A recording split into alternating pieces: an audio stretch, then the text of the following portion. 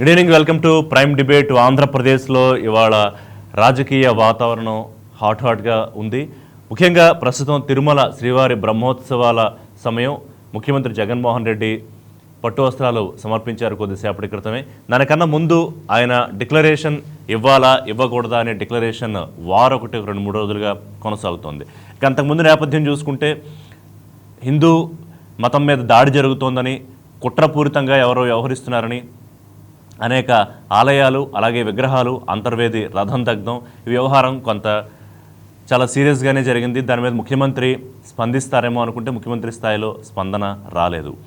అయితే రాజధాని వ్యవహారం ఒకటి, అక్కడ అమరావతి విషయంలో ఇన్సైడర్ ట్రేడింగ్ జరిగింది. వేల కోట్ల రూపాయలు చేతులు మారాయి. తెలుగుదేశం పార్టీ నేతలు రాజధాని వస్తుందని తెలిసి అక్కడ ముందే ఇన్సైడర్ ట్రేడింగ్ పాల్పడ్డారు అనేది ఒకటి. అది వాళ్ళ సిబిఐ ఎంక్వైరీ చేయాలని మాట్లాడడం.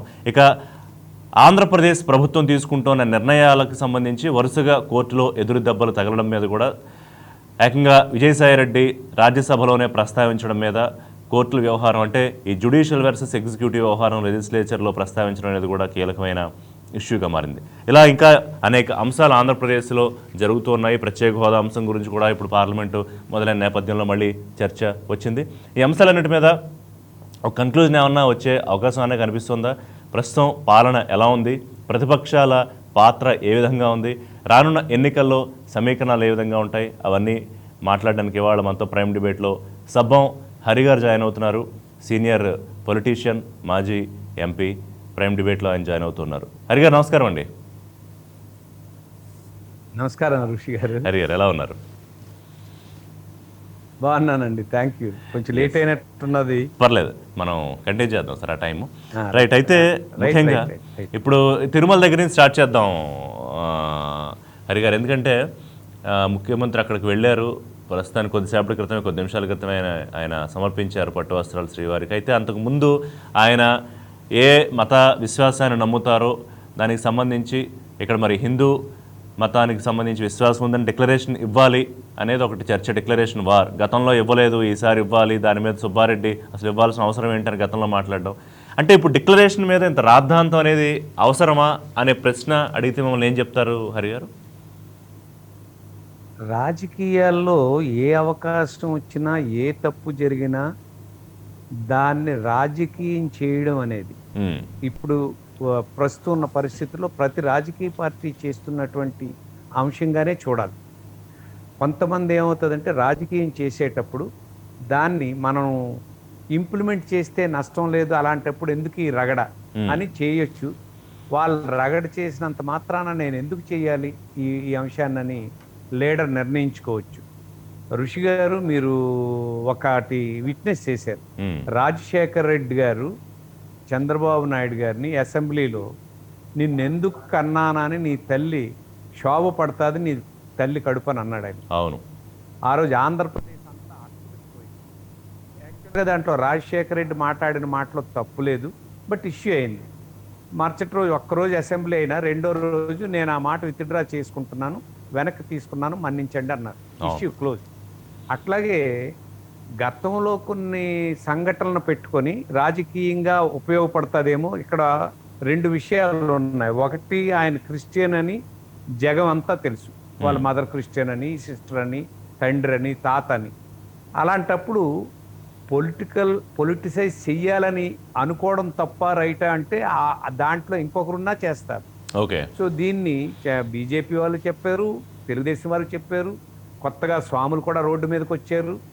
ఇస్తే తప్పేంటంటే నేనైతే అనుకున్నాను, ఇంత కాంట్రవర్సల్ అయిన తర్వాత జగన్మోహన్ రెడ్డి ఆ కాగితం పట్టండి, వాడు సంతకం పెట్టేసి వెళ్ళిపోతాను, ఏంటి న్యూసెన్స్, ఎవరు అబ్దుల్ కలాం పెట్టగలేంది, నేను పెడితే ఏంటి తప్పేంటి అని అనేస్తే ఇష్యూ అయ్యేది.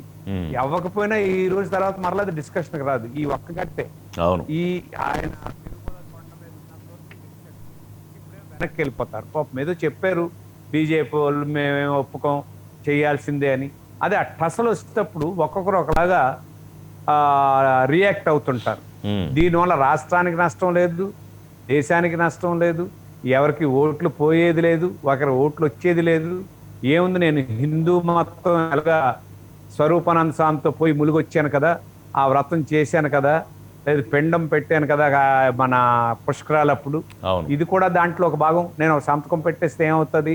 నేను క్రిస్టియన్నే, నా తండ్రి క్రిస్టియనే, నా తాత క్రిస్టియనే, నా భార్య క్రిస్టియనే, నా మా అమ్మ క్రిస్టియనే, మేమందరం క్రిస్టియన్స్. అయినా ముఖ్యమంత్రిగా అందరూ కలిపి ఎన్నుకున్నారు కాబట్టి ఉమ్, దీనికి బట్టలు పెట్టడం అనేది బై డిజిగ్నేషన్ ఓకే. ముఖ్యమంత్రి ఇస్తారు కాబట్టి దానికి ఆ హక్కు ఉంది కాబట్టి నేను ఇది వాడుతున్నాను. సరే మీరు మరీ కావాలంటే సంతకం పెడితే పోయేదేముంది, పెడతానని అన్నారనుకోండి, ఉమ్.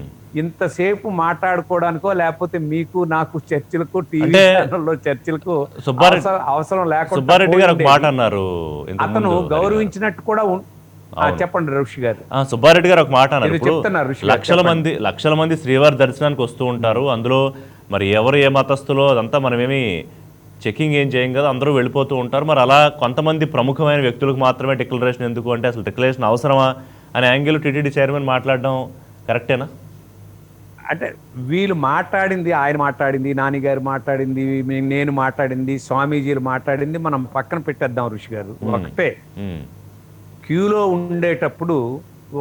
ఉండేటప్పుడు ఎవరు వెళ్ళారో ఏంటో తెలియదు. అవును. ఇప్పుడు ఒక ఉదాహరణ నాకు తెలిసి ఒక చిన్న ఇన్సిడెంట్ జరిగింది ఒక టెంపుల్లో. ఆ టెంపుల్లో ఇప్పుడు చూడండి, అయ్యప్ప టెంపుల్కి ఏమో మా మహిళలను రానివ్వరని, అవును. అట్లాగే ఒక టెంపుల్లో హరిజనులు రానివ్వరని ఒక నానుడు ఉండేది. ఒక ఎమ్మెల్యే, పేరు చెప్పను, మన రాష్ట్రంలోనే జరిగింది. ఉమ్, నేను హరిజనుడిని, నన్ను ఈ టెంపుల్లోకి రాకుండా ఎవరు అడ్డుతారో చూస్తాను, నేను ఈ టెంపుల్లోకి వెళ్తానని వెళ్ళారు ఆయన. ఓకే. వెళ్తే అక్కడ ఉన్నటువంటి పురోహితులు ఎవరైతే పండితులు ఉన్నారో, ఎవరైతే ఆ దేవస్థానం తాలూకా ఉన్నారో ఆయన్ని గుడిలోకి రానివ్వలేదు, అడ్డేశారు. ఉమ్, అడ్డేస్తే దాని మీద కోర్టుకు కూడా వెళ్ళింది. తర్వాత ఎప్పుడైనా మీరు చెక్ చేయండి. కోర్టుకు వెళ్తే అన్ని కోర్టులు వదిలేండి, సుప్రీంకోర్టులో పురోహితులదే రైట్ అని తీర్పిచ్చారు. ఓకే. పురోహితులు అతను అడ్డీయడమే రైట్ అని. సో వాళ్ళ ఆర్గ్యుమెంట్ ఏంటంటే, క్యూలో అందరూ వచ్చి దేవుడిని దర్శనం చేసుకొని వెళ్ళారు అనుకోండి, మాకేం అభ్యంతరం లేదు, మాకేం హరిజనులు రానివ్వని కూడా లేదు. కానీ ప్రత్యేకంగా నేను హరిజనుడు కాబట్టి ఈ టెంపుల్లోకి వస్తున్నానని చెప్పొచ్చాడు కాబట్టి మేము అడ్డాం, ఓకే. అదర్వైజ్ మేము అడ్డం. సో ఇక్కడ కమ్యూనిటీని ఎవరు రేస్ చేశారంటే అతను రేస్ చేశారు, మేం కాదు. అందుకని పురోహితులు రైట్, అలా లేకుండా వస్తే మేమెందుకు అడ్డుతామని వాళ్ళ ఆర్గ్యుమెంట్లో దే ఆర్ రైట్ అని చెప్పి జడ్జిమెంట్ ఇచ్చారు సుప్రీంకోర్టులో. So okay. ఇక్కడేంటంటే ఇక్కడేం రూల్ లేదు, ఈ మన టెంపుల్లో రూల్ లేదు. ఎందుకు పెట్టారు అని అడిగారు అనుకోండి, ఇది ఎప్పుడు రాసినవి ఋషి గారు? ఉమ్, బ్రిటిష్ వాళ్ళు ఎప్పుడో రాసినటువంటి బైలాస్ ఇవన్నీ. ఆ రోజు ఇలాగ ఒక రాష్ట్ర ముఖ్యమంత్రి క్రిస్టియన్ అవుతారని కానీ, ఆ క్రిస్టియన్ వచ్చేటప్పుడు ఇప్పుడు రాజశేఖర రెడ్డి గారు వచ్చారనుకోండి, డిక్లరేషన్ ఇచ్చారో అది ఎవరికి తెలియదు, ఇష్యూ కాలేదు, ఉమ్, ఇష్యూ అవుతుందని అప్పుడు సమాధానం చెప్పవలసి ఉంటుందని ఎవరు ఊహించుండరు. ఇక్కడ నా పాయింట్ ఏంటంటే, ఇది అసలు దేనికి రాష్ట్ర అభివృద్ధికి కానీ, ఉమ్, రాష్ట్రానికి సంబంధించిన నష్టం కానీ, రాష్ట్రంకి ఏదైనా పోగొట్టుకోవడం అనేది దేమీ ఇష్యూలో లేదు. కరెక్టే. కానీ ఎక్కువ మంది హిందువుల తాలూకా మనోభావాలను గౌరవిస్తే అది జగన్మోహన్ రెడ్డికే మంచి అవుతుంది తప్పించి, వద్దనుకోవడం వలన మంచి అయితే కాదని నేను ఖచ్చితంగా చెప్పగలను. మీరన్న అతను నేను పెట్టను చెప్పండి. అదే మీరు అన్నట్టు హరి గారు, ఈ మనోభావాల అంశం మీదే ఇవాళ తిరుమల తిరుపతి దేవస్థానంలో కొద్ది రోజుల క్రితం ఒక అన్యమత ప్రచారానికి సంబంధించి వార్తలు కానివ్వండి, అక్కడ సప్తగిరి అనే ఒక సప్తపది అనే మాసపత్రికలో అన్యమత ప్రచారం జరుగుతుందని కానివ్వండి, లేకపోతే టికెట్ల వెనకాల అన్యమత ప్రచారం కానివ్వండి, ఈ మధ్య జరుగుతున్న విగ్రహాల మీద దాడులు కానివ్వండి, ఇదంతా ఏదో ఒక హిందూ ధర్మం మీద, హిందూ మతం మీద కుట్ర ఏదో జరుగుతోంది, ఎవరో కావాలని చేస్తున్నారని ప్రతిపక్షాలన్నీ ఆరోపణలు చేస్తూ ఉన్నాయి. దాని మీద ఇప్పుడు అంతర్వేది రథం దగ్ధం అయితే ఏకంగా సిబిఐ ఎంక్వైరీకే రాష్ట్ర ప్రభుత్వం రికమెండ్ చేసింది. కానీ ఇప్పుడు దాకా 15-16 ఘటనలు జరిగితే మరి ఎవరూ దోషులుగా తేలలేదు, ఎవరికి శిక్షలు పడట్లేదు. అట్లాంటి అనుమానం ఏమన్నా మీకు కూడా ఉందా? హిందూ ధర్మం మీద ఏమన్నా నిజంగానే ఋషి గారు ఇంటెన్షనల్ గా దాడి జరుగుతుందని మీద తిరుగుబాటు చేసేంత ధైర్యం మిగతా మతాల వారికి ఉండదు. కానీ ఇన్సిడెంట్ జరిగినప్పుడు, ఇప్పుడు రథాన్ని తగలబెట్టారనుకోండి, ప్రభుత్వం 24 గంటల్లో ఎవడైతే తగలబెట్టాడో వాడిని పట్టుకొని జైల్లో పెట్టి శిక్షేసి పెట్టారనుకోండి, ఇది ఇష్యూ అవ్వదు. ఎప్పుడైతే ఇవన్నీ జరిగేటప్పుడు దానికేం గవర్నమెంట్ సైడ్ నుండి ప్రాపర్గా జరగట్లేదో, ఖచ్చితంగా వీళ్ళ మనోభావాలు దెబ్బ తగిలి రోడ్డు మీదకి వచ్చి ఇది ఒక మతాలకు మధ్య ఒక చిచ్చు ఏర్పడడానికి మాత్రం అవకాశం ఉంటుంది. ఇంటెన్షనల్గా చేస్తున్నారని నేను అనగాని అలాగే చేయిస్తున్న దాన్ని అరికట్టకపోవడం అనేది ఖచ్చితంగా ప్రభుత్వం వైఫల్యం అని నేను చెప్పగలను. ఎన్నో విషయాలు పట్టుకోగలిగిన వారు అంతర్వేదం తగలబెట్టి ఆ రథం తగలబెట్టిన వాడిని ప్రభుత్వం పట్టుకోవాలనుకుంటే 24 గంటలు చాలని నేను అనుకుంటున్నాను. దీనికి సిబిఐ ఎంక్వైరీ వేయాల్సినటువంటి అవసరం లేదు. కానీ ఏదైనా పాలరైజ్ చేయాలని ఇక్కడ కొంతవరకు నేను ఎప్పుడు కమ్యూనిటీ ఒకటి రిలీజియన్ గురించి ఒకటి మాట్లాడడానికి కొంచెం ఇష్టంగా ఉండదు ఋషి గారు నేను చెప్తుంది. ఎందుకంటే ఇప్పుడు క్రిస్టియన్స్ అని, ముస్లిమ్స్ అని, హిందువులని ఇప్పుడు నేను మాట్లాడవలసిన అవసరం వచ్చింది. ఎందుకంటే జనరల్గా పొలిటికల్ సైడ్ ఏం మాట్లాడుకుంటున్నారు, జగన్మోహన్ రెడ్డికి ఏమో పాస్టర్స్కి డబ్బులు ఇస్తున్నారు, వాళ్ళనేమో దగ్గర చేసుకోవడం కోసం అని. ఆయన ఎంత తెలివి, అతను కానీ అతని చుట్టూ ఉన్నటువంటి వాళ్ళు కానీ తెలుగు తక్కువలని నేను అనుకోను. ఒక సెక్షన్ని పూర్తిగా అతని పక్కన నిలబడడం కోసం ఈ యుద్ధం చేసుంటే, ఈ ప్రయత్నం చేస్తుంటుంటే చాలా ఎక్కువ మంది మనం ఉన్నటువంటి హిందువులు వ్యతిరేకంగా వెళ్ళిపోవడానికి అవకాశం ఉంటుంది. కాబట్టి ఇది సర్దుకోవడం మంచిది. ఒకవేళ తెలిసి చేస్తున్నారా, తెలియక చేస్తున్నారా, ఒకవేళ తెలిసే చేస్తే మాత్రం ఖచ్చితంగా వైకాపా మూల్యం చెల్లిస్తుంది. లేదు ఎవరో మతోన్మాదులు, ఇప్పుడు మనం ఎన్నోసార్లు చూసాం గోకుల్ చాట్ కానీ ఎన్ని సందర్భాల్లో అలాగే మతోన్మాదంతో ఏమైనా చేస్తే దానికి మూల్యం వాళ్ళు చెల్లిస్తారు. కానీ అది జరగడం వలన ఈ మతం మీద మాత్రమే బేసే ఈ అవకాశాన్ని అందిపుచ్చుకొని పొలిటికల్గా మనం ఉపయోగం పొందుదాం అనుకున్నటువంటి పార్టీలకు కానీ, ఆ భావజాలం ఉన్నటువంటి వారికి కానీ, హిందూ భావజాలం ఉన్నటువంటి వారికి కానీ, ఆ భావజాలం మీదే ఎన్నికల్లోకి వెళ్ళి గెలవాలనుకున్నటువంటి ఎజెండా, హిడెన్ ఎజెండా ఉన్నటువంటి వారికి కానీ ఖచ్చితంగా ఈ ప్రభుత్వం ఒక వెపన్ ఇచ్చినట్టే అవుతుందని నేను ఖచ్చితంగా చెప్పగలను. ఇప్పుడు తెలుగుదేశం పార్టీ నేతలు చేస్తున్నారు.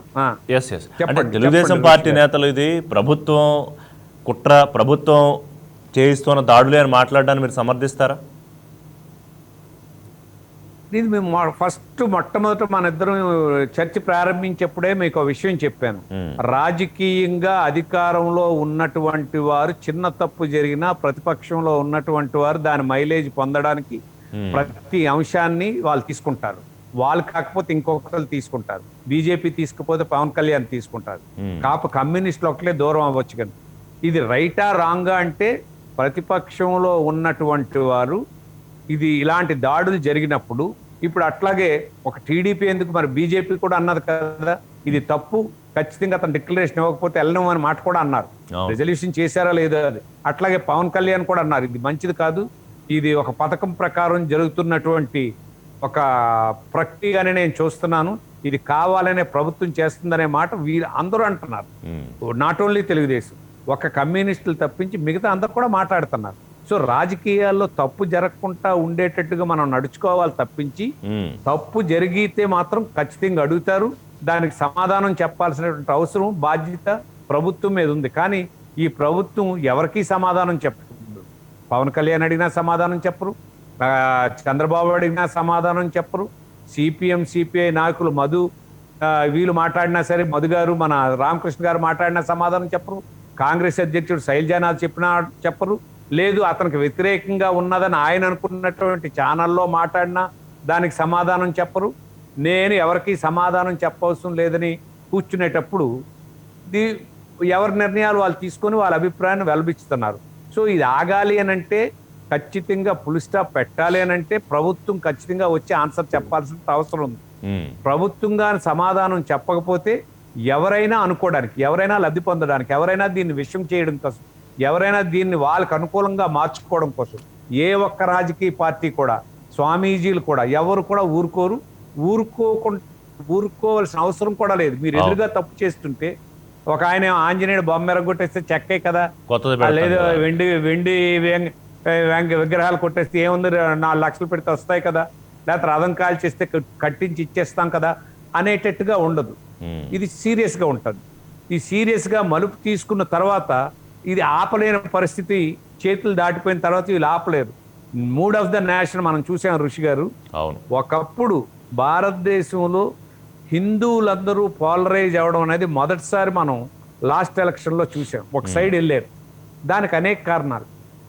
మాకు సెక్యూరిటీ లేదనే ఫీలింగ్ హిందువులోకి వెళ్ళడం వల్లనే మోడీకి వెళ్ళడం జరిగింది. మోడీ గారి తాలూకా గొప్పతనం ఏమీ లేదు. ప్రపంచంలో అన్నీ కూడా నేను, నా దేశం, నా మతం, మేము ఇక్కడ పుట్టాం, మేము అనుకున్నదే జరగాలనే, లేకపోతే ట్రంప్ కూడా గెలవడు అక్కడ కూడా అలాగే మా ఎర్ర వాళ్ళని మేము పాలించుకుంటాం. అలాంటి మూడు వరల్డ్ అంతా ఉంది, మన దేశంలో కూడా ఆ మూడు ఉంది. ఇప్పుడు ఆంధ్రప్రదేశ్కి సంబంధించి అలాంటి లేదు. కానీ ఈ చర్యలు ఖచ్చితంగా హిందూ మతాన్ని సమర్థించినటువంటి వారందరూ కూడా పోలరైజ్ అవడానికి అవకాశం ఉంటుంది. నాకేముంటుంది, నాకు 151 సీట్లు గెలిచాను, ఇలాంటివి ఏమి తాటాకు చెప్పుడు కుందేళ్ళేం బెదరు, నేను అనుకొని ఇలాగే చేస్తాను, దాని రిజల్ట్ ఎలాగొస్తుందో చూస్తాను, నేను ఎలా హ్యాండిల్ చేయాలో నాకు తెలుసు, ఇలాంటివి చాలా చూసామనుకోని కానీ ఉంటే ఖచ్చితంగా ఇలాంటి సున్నితమైన అంశాల్లో అలాంటి డెసిషన్ తీసుకొని అలాంటి మైండ్ సెట్లో కానీ నాయకుడు ఉంటే ఖచ్చితంగా దానికి ఆయన మూల్యం చెల్లించాల్సి వస్తుందని నేను చెప్పగలను ఋషి గారు. రైట్, చూద్దాం. ఇది ముఖ్యమంత్రి మరి నేరుగా బయటకు వచ్చి మాట్లాడతారా, లేకపోతే మంత్రులు కొడాలి నాని లాంటి వాళ్ళు చేసే వ్యాఖ్యల్ని కనీసం కంట్రోల్ చేసుకోమని చెప్తారో చూద్దాం హరి గారు. ఇక మిగతా ఇష్యూస్లోకి వెళ్తే ఈ రోజు చాలా చెప్పండి హరి గారు, చెప్పండి. అది మీరు మాట్లాడిన తర్వాత చెప్పండి ఋషి. కాదు, అది కంక్లూడ్ చేశాక ఇంకో ఇష్యూకి వెళ్దాం. మీరు చెప్పండి. రైట్, కంక్లూడ్ చేసి అంటే ఇక్కడ ఒకటే, అతను ఇది సమిసిపోవాలని ఒక నిర్ణయం తీసుకొని మంత్రులు ఎవరో మీరు ఇలాగ మాట్లాడకండి, అటు విషయాల్లో ఎవరో దోషులు ఉన్నారో వాళ్ళని పట్టుకొని అరెస్ట్ చేస్తాం, వాళ్ళని జైల్లో పెడతాను, ఆ సెక్షన్ ప్రకారం ఉన్నటువంటి వాళ్ళ మీద చాలా సీరియస్ గా ఉంటాను అని కానీ అని వాళ్ళని పట్టుకుని లోపటేస్తే ఇది ఇంతటితో ఆగుతుందండి. అలా కాదు, నేను ఇలా మాట్లాడిస్తుంటాను, వాటికి సమాధానం చెప్పను, ఏదో పిచ్చోడు చేసిన పనికి నేను సమాధానం చెప్పాలంటే మాత్రం ఇది ఖచ్చితంగా ఒక స్ట్రాంగ్ టర్న్ తీసుకోవడానికి ఆంధ్రప్రదేశ్ లో కూడా ఇది ఒక బీజం పడుతుందని నేను చెప్పగలను ఋషి గారు. రైట్, నేను ఇష్టపడతానా మీరు ఇష్టపడతారో తెలియదు కానీ ప్రజలు మాత్రం ఖచ్చితంగా ఒక లైన్ తీసుకుంటారని నేను చెప్పగలను. రైట్, ఇక ప్రస్తుతం పార్లమెంటు సమావేశాలు జరుగుతున్నాయి, ఇవాళ వరకు జరిగాయి. రాజ్యసభలో విజయసాయిరెడ్డి తీసుకొచ్చిన ప్రస్తావన ఒకసారి అందరినీ ఆశ్చర్యపోయేలా చేసింది. అంటే గతంలో నాకు గుర్తుండేప్పుడు ఒక రాష్ట్రంలో రాష్ట్ర ప్రభుత్వం తీసుకున్న నిర్ణయాల మీద వచ్చిన హైకోర్టు తీర్పులకు సంబంధించి పార్లమెంట్లో ప్రస్తావించాల్సిన అవసరం కానీ లేకపోతే ఆ సందర్భం కానీ గతంలో వచ్చేలేదో బహుశా మీరు ఎక్కువ పాలిటిక్స్ అనలైజ్ చేస్తూ ఉంటారు, మీరు చెప్పగలుగుతారు. ఏమనిపించింది ఆ సందర్భం హరి గారు? అంటే ఇప్పుడు వాళ్ళకి విజయసాయిరెడ్డికి కానీ జగన్మోహన్ రెడ్డి ప్రభుత్వానికి కానీ ఖచ్చితంగా ఫేస్ సేవింగ్ సిచ్యువేషన్ లో పడ్డారు వాళ్ళు. ఏంటి ఇప్పుడు ఏంటంటే మనం ఎదురుదాడి చెయ్యకపోతే, ఓకే, జ్యుడిషియర్ మీద ఎదురుదాడి అంటే ఆల్మోస్ట్ ఒక 6 months బ్యాక్ స్టార్ట్ అయింది. ఎదురుదాడి చెయ్యకపోతే మనకు ఫేస్ సేవింగ్ చేసుకోలేము, మనం అన్ని తప్పు ఎప్పుడైనా ఋషి గారు మనం మీద రియాక్షన్ ఉంటుంది. చాలామంది మమ్మల్ని కోర్టులు పని చేసుకొని ఇవ్వట్లేదు అని మాట్లాడుతున్నారు, ముఖ్యంగా వైకాపా అధినేతలు కానీ లేకపోతే వాళ్ళు కానీ అది దృష్టిలో పెట్టుకొని ఈరోజు రాజ్యసభలో మాట్లాడారు. ఇక్కడ ఒక విషయం ఏంటంటే వాళ్ళు చేసినవన్నీ తప్పుడు నిర్ణయాలని నేను ఖచ్చితంగా చెప్తున్నాను. ఓకే, మనకు తెలిసి ఏ రాష్ట్రంలో కూడా పార్టీ కార్యాలయాలకి పార్టీ రంగులు వెయ్యొద్దు అని చెప్పినందుకు హైకోర్టుకి వెళ్ళారు, సుప్రీంకోర్టుకి వెళ్ళారు, 5 సార్లు అయ్యింది. తీరా రంగులు తిరిగి వెనక్కి వేయమంటే కూడా ఇప్పటికి కూడా పూర్తి చేయలేదు. అంటే ఎందుకు ఇవన్నీ చెప్పాలంటే చాలా టైం పడుతుంది. అలాగే రమేష్ కుమార్ విషయంలో కూడా అర్ధరాత్రి మీద రాత్రి మీద కనగరాజుని తీసుకొని వచ్చి ఆ ఇంట్లో పెట్టి అది కూడా కట్టలేదు. అంటే అలాంటి చిల్లర పనులు ఈ ప్రభుత్వం చేస్తున్నది. రాజ్యాంగం ప్రకారం రమేష్ కుమార్ ఖచ్చితంగా ఉండాలనేది మోడీ కాదు, దేశంలో ఎవరడిగినా చెప్తారు. దాన్ని తీయడానికి రైట్ లేదని తెలిసి కూడా ఒక కమ్యూనిటీ పేరు పెట్టి ఒక ముఖ్యమంత్రి నేను చూసి, ఇందాక మీరు ఒక పాసింగ్ రిమార్క్ అన్నారు, మీరు చూశారు కదా, నేను చూసినటువంటి భారతదేశంలో కానీ ఆంధ్రప్రదేశ్లో కానీ వెంగళరావు కానీ చెన్నారెడ్డి కానీ అంజయ్ గారు కానీ ఎన్టీ రామారావు గారిని చంద్రబాబు నాయుడు కానీ రాజశేఖర రెడ్డి గారు కానీ అంతకుముందు అన్నట్టు బ్రహ్మాంద రెడ్డి గారు కానీ ఎవ్వరు కూడా ఒక ముఖ్యమంత్రి ఒక కమ్యూనిటీ పేరు చెప్పి మాట్లాడడం అనేది జరగలేదు. భారతదేశంలో ఏ రాష్ట్రంలో ఏ ముఖ్యమంత్రి ఒక కమ్యూనిటీ ఎక్కడైనా దాడులు జరిగేటప్పుడు మాత్రమే హరిజనుల మీద ఇలా దాడులు జరగడం తప్పు, లేదా ముస్లిం సోదరుల మీద ఇలాంటి దాడులు జరగడం తప్పుడు, ఇలాంటి కామెంట్లే తప్పించి ఒక కమ్యూనిటీ వ్యక్తి ఇక్కడ ఉండకూడదని, ఆ కమ్యూనిటీ ఇలా చేస్తున్నదని, అందువల్లనే నేను వాళ్ళ మీద దాడి చేస్తున్నానని చెప్పినటువంటి సంస్కృతి మొదటిసారి రాష్ట్ర ప్రజలు విట్నెస్ చేశారు. ఇది ఖచ్చితంగా తప్పు. దానికి మూల్యం ఏం చేశారు, నీకు తీసేయడానికి ఎంత రైట్ ఉంటుందో అతను ప్రొటెక్ట్ చేసుకోవడానికి అతనికి సరైనటువంటి రీజన్స్ ఉండేటప్పుడు కోర్టుకి వెళ్ళారు. ఇక్కడ కోర్టులో జడ్జిమెంట్ రాకముందే మరలా సుప్రీం కోర్టుకు వెళ్ళారు. సుప్రీం కోర్టుకు వెళ్తే ఏం చెప్తుందండి, అతను సిబిఐ కేసు అప్పుడు కూడా అతను సుప్రీం కోర్టుకు వెళ్తే అలా ఏం చెప్పారంటే అన్ని డోర్లు అన్ని క్లోజ్ అయిపోయింటే మా మెట్లు ఎక్కమని చెప్పింది సుప్రీం కోర్టు. ఏమని, ఈడీ కానీ సిబిఐ కోర్టు కానీ హైకోర్టు కానీ నీకు బెయిల్ ఇవ్వకపోతే మీరు వచ్చిన మా సుప్రీం కోర్టు డోర్ నాక్ చేయొచ్చు. అట్లాగే ఇక్కడ ఫెయిల్ అవగానే సుప్రీం కోర్టుకి వెళ్తే 4 రోజుల్లో బెయిల్ ఇచ్చారు. ఇక్కడేమో ఎఫిడవిట్ వేస్తారు, మేము వారం రోజుల్లో దీని మీద ఎఫిడవిట్ వేస్తామండి అని చెప్పి సుప్రీం కోర్టుకి వెళ్ళి వేస్తున్నారు. ఇక్కడ నేను చెప్పేది ఏంటంటే ప్రభుత్వం పూర్తిగా తప్పులు చేస్తూ, మనకు తెలుసు ఇంగ్లీష్ మీడియం నాకు ఇష్టమే, మీకు ఇష్టమే, ప్రతిపక్షం కూడా చెప్పింది మేమేం ఎగెనిస్ట్ కాదు దీనికని. కానీ తెలుగు ఉండాలనేది రాజ్యాంగం ఇచ్చినటువంటి హక్కు. మీరు నేను అడగడానికి మన ఇష్టం ఎక్కడైనా చదవచ్చు. ఖచ్చితంగా తమిళ్ నేర్పాలి, ఒరిస్సాలో ఒరియా నేర్పాలి, బెంగాల్ నేర్పాలి, ఇక్కడ తెలుగు నేర్పాలి, పక్కన కన్నడ నేర్పాలనేది రాజ్యాంగం ఇచ్చినటువంటి ప్రొటెక్షన్. అది ఆ ప్రొటెక్షన్ నేను పెట్టను తీసేస్తానంటే వెళ్తారు. దానికి కోర్టులు ఏమో మాకు వ్యతిరేకంగా ఇచ్చి అంటారు. ఇలాగ చెప్పుకుంటూ పోతే ప్రతి అంశంలో కూడా 3 రాజధానులు ఖచ్చితంగా ఆయన ఏమో కోర్టులో చెప్పారు, అసెంబ్లీలో చెప్పాడు. ఒక్క విషయం ఇక్కడ చెప్తాను ఋషి గారు, ఈ మధ్యన చాలా విచిత్రమైనటువంటి వాదనలు ఆర్గ్యుమెంట్స్ జరుగుతున్నాయి. కేంద్రంకి ఇక్కడ క్యాపిటల్ నిర్ణయించే హక్కు లేదు, వాళ్ళ ఎఫిడవిట్లో క్లియర్గా చెప్పారు. మా రైట్ కాదు. ఎస్, నేను పూర్తిగా ఏకీభవిస్తున్నాను. కేంద్రంకి క్యాపిటల్ మార్పుతో కానీ ఉంచడంలో కానీ సంబంధం లేదనే మాట నేను పూర్తిగా ఏకీభవిస్తున్నాను. ఆ ఎఫిడవిట్ని తీసుకుని పొలిటికలైజ్ చేసి బీజేపీ చెప్పండి, బీజేపీ చేయండి అనేది అతను రైట్ లేదు వాళ్ళకి. ఓకే, ఎవరికి రైట్ ఉంది? కొత్తగా ఏర్పడినటువంటి రాష్ట్రంలో అసెంబ్లీకే రైట్ ఉంది, రాష్ట్ర ప్రభుత్వం అందేనే చెప్తున్నారు ఎవరు, సెంట్రల్ గవర్నమెంట్. అసెంబ్లీలో మీరు నేను విట్నెస్ చేసిన పాత వద్దు. అసెంబ్లీలో సిఆర్డిఏ బిల్లు పెట్టారు, దాన్ని యాక్సెప్ట్ చేయించారు. అట్లాగే అమరావతి దీన్ని మనం ఎగ్జిక్యూటివ్ క్యాపిటల్గా అసెంబ్లీ క్యాపిటల్గా ఇక్కడ పెడుతున్నాం అనేది అసెంబ్లీలో ఎవరున్నారు అప్పుడు? జగన్మోహన్ రెడ్డి ఉన్నాడు, బీజేపీ మంత్రులు ఉన్నారు, తెలుగుదేశం, కాంగ్రెస్ లేదు. 3 పార్టీలు కలిసి ఇనానిమస్ గా డిసైడ్ చేసి అమరావతి రాజధానిగా నిర్ణయించారు. ఇక అబద్ధం చెప్పిన వాళ్ళతో మనం చెప్పలేం, కానీ ఇక్కడే ఉండాలి, 50,000 ఎకరాలు కావాలి, సెంటర్లో ఉండాలి, అటు ఇటు పోనని చెప్పినటువంటి వాళ్ళు మార్చారు అనేటప్పటికి ఆ రైతులకు ఒక రైట్ ఉంటుంది, అది నిర్ణయించినటువంటి ప్రతిపక్షానికి కూడా ఒక రైట్ ఉంటుంది. వాళ్ళు కోర్టుకు వెళ్తారు. సిఆర్డిఏ రద్దు ఇది కొంప ముంచుతుందని నేను ఒక ఇంటర్వ్యూలో ముందే చెప్పింది, ఇది ఆగదు, ఎట్టి పరిస్థితిలో స్టే ఇస్తారని. ఎందుకంటే మీరు అగ్రిమెంట్లు ఇచ్చి ప్రభుత్వం ఇన్ రైటింగ్ డాక్యుమెంట్లు ఇచ్చారు ఆ రైతులకి. ఇప్పుడు తీసుకొచ్చి ఎగ్జిక్యూటివ్ కేపులు ఎక్కడ పెడతాను? కోర్టు గురించి మీకు తెలుసు, చంద్రబాబు నాయుడు చాన్నాలు ఇక్కడ కోర్టుకి ప్లేస్ ఇవ్వలేదు. నెక్స్ట్ ఈ ఎలక్షన్స్ అయ్యాక ఇక్కడ పెడదామని అనుకుంటే సెంట్రల్ గవర్నమెంట్ అక్కడ మనకు హైదరాబాద్లో కూడా గొడవైంది, మీకు గుర్తుందో లేదు. లాయర్లు అందరూ రోడ్డు మీదకి వచ్చి మాకు తెలంగాణ కోర్టు విభజించకపోతే ఇక్కడ మాకేం ప్రొఫెషన్లో చాలా ఇబ్బంది అవుతుంది, ఈ జడ్జిలు వీటిల్లో మాకు అన్యాయం జరుగుతుంది, వెళ్ళిపోవాలంటప్పుడు చాలా సీరియస్ సెంట్రల్ గవర్నమెంట్ వార్నింగ్ ఇచ్చింది చంద్రబాబు నాయుడు ప్రభుత్వానికి. నువ్వు పలానా టైంలో కానీ కోర్టు ఏర్పాటు చేయకపోతే సీరియస్గా ఉంటావు అనగానే వెంటనే పలానా డేట్ ఇచ్చి ఇనాగ్రేషన్ చేసి అక్కడ తీసుకొచ్చాడు. సో దానికి తెలుసు మనం యాక్సెప్ట్ చేసాం, ప్రభుత్వం దాన్ని ఆమోదించింది, చీఫ్ జస్టిస్ ఏమో ఆ సెంటర్ని యాక్సెప్ట్ చేశారు, దాన్నేమో ప్రెసిడెంట్ ఆఫ్ ఇండియా ముద్ర వేసిన తర్వాత ఇక్కడికి వచ్చింది. ఇప్పుడుకొచ్చి భారతదేశంలో ఏ రాష్ట్రంలో కూడా కోర్టు బెంచ్లు అయితే ఏర్పాటు చేశారు తప్పించి ఒకసారి హైకోర్టు పెట్టింది షిఫ్ట్ చేసినటువంటి దాఖలాలు లేవు. అట్లాగే అప్పుడు వాళ్ళు కోర్టుకు వెళ్తారు, రేపు లాయర్లు వెళ్తారు, లేకపోతే జడ్జిలు వెళ్తారు. వీరు చేసిన ప్రతి అంశం కూడా ఎవరో ఒకరి తాలూకు హక్కుని హరించేటట్టుగా చేస్తుండడం వలన వీళ్ళు కోర్టులకు వెళ్తే వాళ్ళేమో ఖచ్చితంగా రాజ్యాంగం ప్రకారం రూల్ ఆఫ్ లా ప్రకారం వాళ్ళు చేస్తున్నారు.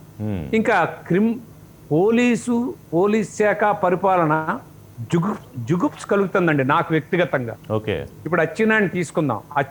అచ్చెన్నాయుడు కేసులో నన్ను అడిగారు బీసీ అని ఇలా చేశారంటే నేను ఒప్పుకొని అన్నా. అతను ప్రభుత్వంలో ఉన్నాడు, అతను ఆన్సర్ చేయాలని చెప్పాను ఆ రోజు అరెస్ట్ అయినప్పుడు.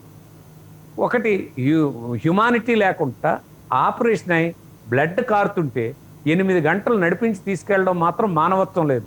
వాళ్ళు అక్కడే ఆపి డాక్టర్ని అడిగి అన్ని ఓకే అయిన తర్వాత అరెస్ట్ చేయటం, అడే విదేశాలకు వెళ్ళిపోయే మనిషి కాదు అని నేను చెప్పాను. ఓకే, నిజంగా డబ్బులు కొట్టేశాడా, ఈఎస్ఐ స్కామ్ జరిగిందా అంటే ఫైనల్గా ఏం జరిగింది ఋషి గారు? 70 రోజుల తర్వాత హైకోర్టు బెయిల్ ఇస్తుంది. దానికి బెయిల్ ఇవ్వలేదు కదా, 3 సార్లు వెళ్ళినా ఇవ్వలేదు కదా, అప్పుడే మాట్లాడలేదు కోర్టులు మాకు ఫేవర్గా ఉన్నాయని. వీళ్ళు ఎప్పుడైతే ఛార్జ్ షీట్లోని ఆయన డబ్బులు కొట్టేశారని ప్రూవ్ చేయలేదు, వీళ్ళు వేయలేదు కాబట్టి వాళ్ళు బెయిల్ ఇచ్చారు. దీని గురించి మాట్లాడరు. ఇలాంటివి చాలా విషయాలు ఫేవర్గా వచ్చిన ఉన్నాయి. అంటే ఇవన్నీ చెప్పాలంటే మనకు టైం ఉంటుందో లేదో, వరుసని ప్రతి అంశం కూడా వాళ్ళు తీసుకున్న కౌన్సిల్ రద్దు గురించి మాట్లాడదాం ఋషి గారు. వెళ్తారు, వాళ్ళు కూడా వెళ్తారు. నువ్వేమో ఆవేశంలోనేమో ఆ యొక్క కౌన్సిల్లోనేమో డబ్బులు ఇచ్చి ఎమ్మెల్సీ నెంబర్ కొనియండి, ఎంత అయితే అంత కౌన్సిల్ లేకుండా చేయండి అని చెప్పి కౌన్సిల్ రద్దు గురించి మాట్లాడారు. చెప్పండి ఋషి గారు. కౌన్సిల్ రద్దు బిల్లు పెడతారు, అక్కడ పంపిస్తారు, కానీ మళ్ళీ ఎమ్మెల్సీ అభ్యర్థుల్ని మండలిలోకి పంపిస్తారు. దాని గురించి మాట్లాడదాం.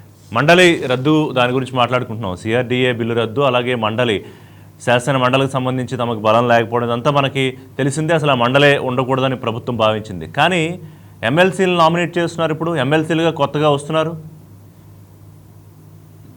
ఋషి గారు, ఆ ప్రభుత్వం జగన్మోహన్ రెడ్డి మైండ్ సెట్ గురించి మీతో మాట్లాడాలి. ఇక్కడ కౌన్సిల్లో ఖచ్చితంగా ఆ రోజు బిల్లు వెళ్ళినప్పుడు చాలా క్లియర్గా తెలుసు ఏమని, మెజారిటీ లేదని. అయినా సరే మినిస్టర్లు వెళ్ళిపోయి కౌన్సిల్లో రచ్చ చేసి, సరే ఆ చైర్మన్ బూతులు తిట్టి ఎలాగైనా మాయ చేద్దామని కొన్ని కథలు కూడా వచ్చాయి. అవసరం వస్తే కొనియండి ఎంతైనా సరే బిల్లు ఓకే అవ్వాలని. సరే ఆ కొనడం జరగడం మనం సాక్ష్యం కాకపోయినా 3-4 మారిన సందర్భం మనం చూసాం. కరెక్ట్. ఆ ఆవేశంలో అంటే జగన్మోహన్ రెడ్డి ప్రతిదీ ఆవేశం, ఆలోచన తక్కువ తీసుకుంటున్నటువంటి నిర్ణయాల వల్లనే ఈరోజు కోర్టులకు అతను సమాధానం చెప్పుకోవాల్సి వస్తుంది. ఉదాహరణకు అక్కడి నుండి వచ్చి మరుసటి రోజు ఇది ఖర్చులు వేస్ట్, ఈ కౌన్సిలే అవసరం లేదు, రద్దు చేశాను. ఇక్కడ ఒక 2 విషయాలు చెప్పాలి ఋషి గారు. ఎప్పటికే అంటే ఇది సలహాదారులు కానీ ఆయనకి ఇచ్చి చుట్టూ ఉన్నటువంటి వాళ్ళకి కానీ అవగాహన లేకుండా చేస్తున్న పిచ్చి పనులకి కౌన్సిల్ రద్దు అనేది పరాకాష్ట ఋషి గారు. ఇక్కడ ఏంటంటే వాళ్ళు రద్దు చేసే ముందు పార్లమెంట్లో వీళ్ళకంటే ముందు 4 రాష్ట్రాలు కొన్ని కావాలని, కొన్ని ఏమో రద్దు కావాలని పెట్టిన ఉన్నాయి. అక్కడ పార్లమెంట్లో మనకు తెలుసు ఒక కమిటీ వేశారు. ఇదేంటి ప్రతిసారి ఒక ప్రభుత్వం వస్తే డిఎంకి వస్తే ఉంచాలి, డిఎంకి పోయినప్పుడు మానేయాలి, ఎన్టీ రామారావు ఉంటే ఉంచుతున్నాడు కౌన్సిల్, రాజశేఖర్ వస్తే మళ్ళీ ఇదేంటి న్యూసెన్స్ అని పార్లమెంట్లో కొన్ని పార్లమెంట్ కమిటీలు వేసేటప్పుడు ఋషి గారు వాళ్ళకి నచ్చేట్టు తీసుకుంటారు రిపోర్ట్. ఇది అవసరం లేనిది అనుకోండి ఇంటలెక్చువల్స్నే వేస్తారు. అలాగే ఇంటలెక్చువల్స్ వేసి అసలు కౌన్సిల్ తాలూకు అవసరం ఉందా లేదా ఒక రిపోర్ట్ ఇవ్వండి అని అంటప్పుడు ఆ రిపోర్ట్ పార్లమెంట్కి ఇచ్చిందండి. ఇప్పుడు ఏంటంటే వాళ్ళు కంప్లీట్గా తీసేయడమా లేదా కంప్లీట్గా కౌన్సిల్ ఉంచడం అనే ఒక నిర్ణయానికి వచ్చి చెప్పాల్సినటువంటి పరిస్థితిలో ఈ ఆవేశంలో ఈయన రద్దు చేశానన్నాడు. దానివల్ల ఏం జరిగిందండి, పార్లమెంట్కి వెళ్తే ఏదైతే రిపోర్ట్ ఇచ్చారో ఆ రిపోర్ట్ పార్లమెంట్లో అప్రూవల్ చేసిన తర్వాత దీని మీద డెసిషన్ తీసుకోవాలి. ఎప్పుడు వరకు పార్లమెంటు డెసిషన్ తీసుకొని ఆంధ్రప్రదేశ్ పంపించినటువంటి దాన్ని మేము యాక్సెప్ట్ చేస్తామని పార్లమెంట్లో పెట్టి డెసిషన్ ఇచ్చి ప్రెసిడెంట్ ఆఫ్ ఇండియాకి వెళ్ళి ఆర్డర్ ఇచ్చినంత వరకు కౌన్సిల్ ఉన్నట్టే. వీళ్ళు రద్దు చేసామని, రద్దు చేయడానికి అసెంబ్లీకి ఎంత హక్కు ఉందో రద్దు చేసామని చెప్పినంత మాత్రాన కౌన్సిల్ రద్దు అవ్వదు అంటిల్ అన్లెస్ ఆ ప్రాసెస్ అంతా జరిగితే తప్పించి. ఈలోగా ఏం చేశారు, ఇద్దరు రాజ్యసభకు పంపించాడు, మంత్రులు రిజైన్ చేసి రాజ్యసభకు పంపించిన తర్వాత కౌన్సిల్ ఇప్పుడు ఏమైంది, మళ్ళీ కౌన్సిల్లో ఉంచారు. మీరు ఏదైతే చెప్పారో ఆయన కానీ ఏ పిచ్చి నిర్ణయం తీసుకోకుండా ఆవేశంలో నాకే ఎదురు చెప్తారా, నన్ను కాదంటే కౌన్సిల్నే తీసేస్తాననే మనస్తత్వం లేకుండా ఉండుంటే నెల రోజులు 2 నెలలు ఆగితే మొత్తం కౌన్సిల్ అంతా వైఎస్ఆర్ పార్టీకి అయిపోయి ఉండేది. ఆ మెజార్టీ తీసుకొచ్చేవాళ్ళు. లేదా ఒక నెల రోజులు ఆగితే ఎట్లాగా ఉన్నారు కదా, ఎలా మారుస్తున్నారో మనం చూస్తున్నాం కదా ఎమ్మెల్యేలని ఎమ్మెల్సీని. నువ్వు ఆ మార్పు చేసుకుంటే ఆటోమేటిక్గా 3 నెలల తర్వాత కౌన్సిల్లో మెజారిటీ ఎప్పుడు ఎలక్షన్ వచ్చినా ఇక మీద తెలుగుదేశంకి 1 సీట్ కూడా వెళ్ళదు, మొత్తం వస్తుంది. ఒక 6 నెలల్లోనే మెజారిటీ వస్తుంది. ఆ మాత్రం ఇంగిత జ్ఞానం కూడా లేకుండా నాకు వ్యతిరేకిస్తారా, నేను ఈరోజు చెప్తే చేయరా, నేను వాళ్ళ అంతు చూడాలి, ఎవరు అమరావతి రైతులు అంతు చూడాలి, అందుకు నేను బిల్లు పెడితే మీరు యాక్సెప్ట్ చేయరా, మీకెంత హక్కు ఉందో వాళ్ళకి కూడా అంత హక్కు ఉంటుంది. కౌన్సిల్లో మెజారిటీ ఉంది కాబట్టి వాళ్ళు చేశారంటే కాదు, మెజారిటీ కాదు, ఇది తప్పు కాబట్టి చేశారు.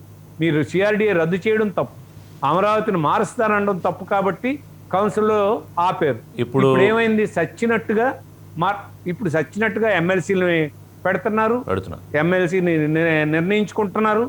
రాజ్యసభకి ఏమో వాళ్ళని పంపించారు, ఇక్కడ మరలా కొత్త మంత్రులను వేసుకుంటున్నారు.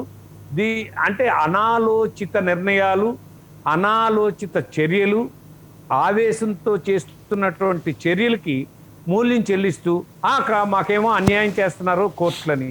ఇది ఏ విషయం మీరు మాట్లాడినా సిఆర్డి ఏంటంటే ఒక ప్రభుత్వం కుదుర్చుకున్న ఒప్పందం.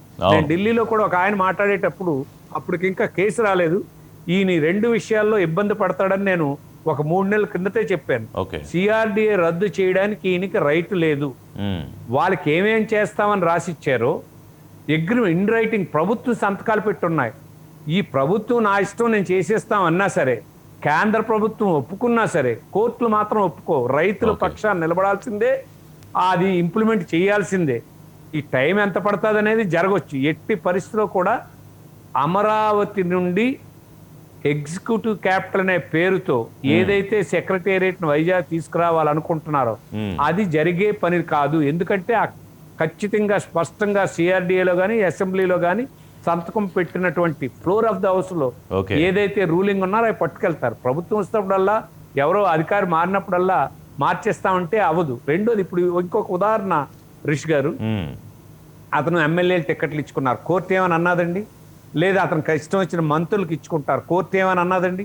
లేదా ఒక 30 మంది అడ్వైజర్లు పెట్టుకున్నారు, ఏమిటి డబ్బు అని ఎవరైనా అన్నారండి? ఇసుక పాలసీతో అతలాకుతం చేస్తే వాళ్ళందరూ రోడ్డు మీద పడ్డారు, కోర్టు ఏమని అన్నదండి? లేదా వైన్ షాపుల్లో 50,000 మంది బ్రతికేవారు, తీసి పారిశాను నేను అధికారులు పెట్టుకుని ఏమని అన్నారండి? లేదు వాలంటీర్లు నేను 3 లక్షల మంది ఉద్యోగాలు ఇస్తానంటే కోర్టు ఏమని అన్నదండి? లేదు కదా. వీళ్ళు చేస్తున్నవి రాజ్యాంగ వ్యతిరేకం, ప్రజా వ్యతిరేకం తీసుకున్న ప్రతి నిర్ణయాన్ని ఖచ్చితంగా అడ్డుకుంటారు. ఇందాక మనం మాట్లాడుతూ వెనక్కి వెళ్ళాం. ఆ రోజు అచ్చెన్నాయుడిది ప్రూవ్ చేసి ఉండుంటే మేము ఇదిగో ఎఫ్ఐఆర్ ఫైల్ చేసాం, ఇంత డబ్బు కొట్టేశాడు, ఇదిగో ఫైల్లో సంతకం ఉంది, మేము ప్రూవ్ చేస్తున్నాం అని ఉంటే ఈరోజు కోర్టులు వీళ్ళు ఏదైనా అడిగితే యాక్సెప్ట్ చేస్తారు. వీళ్ళ ఇంటెన్షన్స్ ఏంటి, వీళ్ళ యాటిట్యూడ్ ఏంటి, ప్రీ డిటర్మిన్డ్ మైండ్తో, ఒక క్రిమినల్ మైండ్తో, క్రిమినల్ ఆలోచనతో, కొంతమంది వ్యక్తుల మీద, ఒక కులం మీద, మనుషుల మీద ద్వేషంతో పని చేస్తున్నారనే విషయం ఇందాక మీరు అన్నప్పుడు నాకు అదే వచ్చింది. అంటే ఇప్పుడు మీరు అమరావతి రైతుల మీద కోపంతో అన్నారు హరిగారు, అంటే అమరావతి రైతుల మీద ముఖ్యమంత్రికి కోపం ఉండాల్సిన అవసరమే ఉంది, లేకపోతే చంద్రబాబు నాయుడు గారి మీద కోపంతో జగన్మోహన్ రెడ్డి అంతా చేస్తున్నారా? రైతుల మీద కోపం ఉండాల్సిన అవసరం. 2 విషయాలు మనం డీటెయిల్డ్గా డిస్కస్ చేద్దామండి. మోడీ వచ్చాడు, ముఫ్త్ కాంగ్రెస్ అన్నాడు, కాంగ్రెస్ని క్లోజ్ చేయాలనుకుంటున్నాడు. దానికి సోనియా గాంధీని, రాహుల్ గాంధీని, మన్మోహన్ సింగ్ని జైల్లో పెట్టలేదు. జైల్లో పెట్టడానికి ఏదైతే హెరాల్డ్ కేసు ఉందో ఈయన రాకముందున్నది అవ్వమన్నాడు. నువ్వు ప్రభుత్వం ఎలా చేసావు, మన్మోహన్ సింగ్ ఇలా, ఇంకా మన్మోహన్ సింగ్ ఉంటప్పుడు పెట్టిన కేసులు ఈ టైంలో కేసులు కొట్టేశారు. అతని ఇంటెన్షన్ ఏంటంటే మామూలుగా కూడానండి అంత మ్యాండేట్ వచ్చినందుకు జగన్మోహన్ చంద్రబాబు విషయాన్ని వదిలేసి తెలుగుదేశం పార్టీని విడిచిపెట్టి తన పని తను చేసుకొని ఉంటే అతను అనుకునేటట్టు ఈ పాటికి తెలుగుదేశం మనుగడ పూర్తిగా ప్రశ్నార్థకం అయ్యి ఉండేదని నా అభిప్రాయం అండి. ఎప్పుడైతే కమ్యూనిటీని టార్గెట్ చేసి అతనికి పేరు వస్తా. ఈ రాజధానుల విషయంలో 3 రాజధానులకి మారదా అనేది ఇవాళ మీరు చాలా స్పష్టంగా చెప్పగలుగుతున్నారు. విశాఖకి ఎగ్జిక్యూటివ్ క్యాపిటల్ తరలే అవకాశం లేదు, అంటే అమరావతి రాజధానిగా ఉంటుందని. కానీ ప్రభుత్వం చాలా పట్టుదలగా ఎట్టి పరిస్థితుల్లోనూ విశాఖకి తరలాలి అనే ఆలోచన చేస్తోంది. కోర్టు అక్కడ ఏమీ నిర్మాణాలు చేయడం కానీ తరలించడం కానీ వద్దు అంది కాబట్టి ప్రస్తుతం ఆ కార్యక్రమం ఆగింది. విశాఖ వాసులు అయితే ఏమనుకుంటున్నారు హరిగారు? ఎందుకంటే మీరు అక్కడ విశాఖ వాస్తవ్యులు కాబట్టి మిమ్మల్ని అడుగుతున్నాను.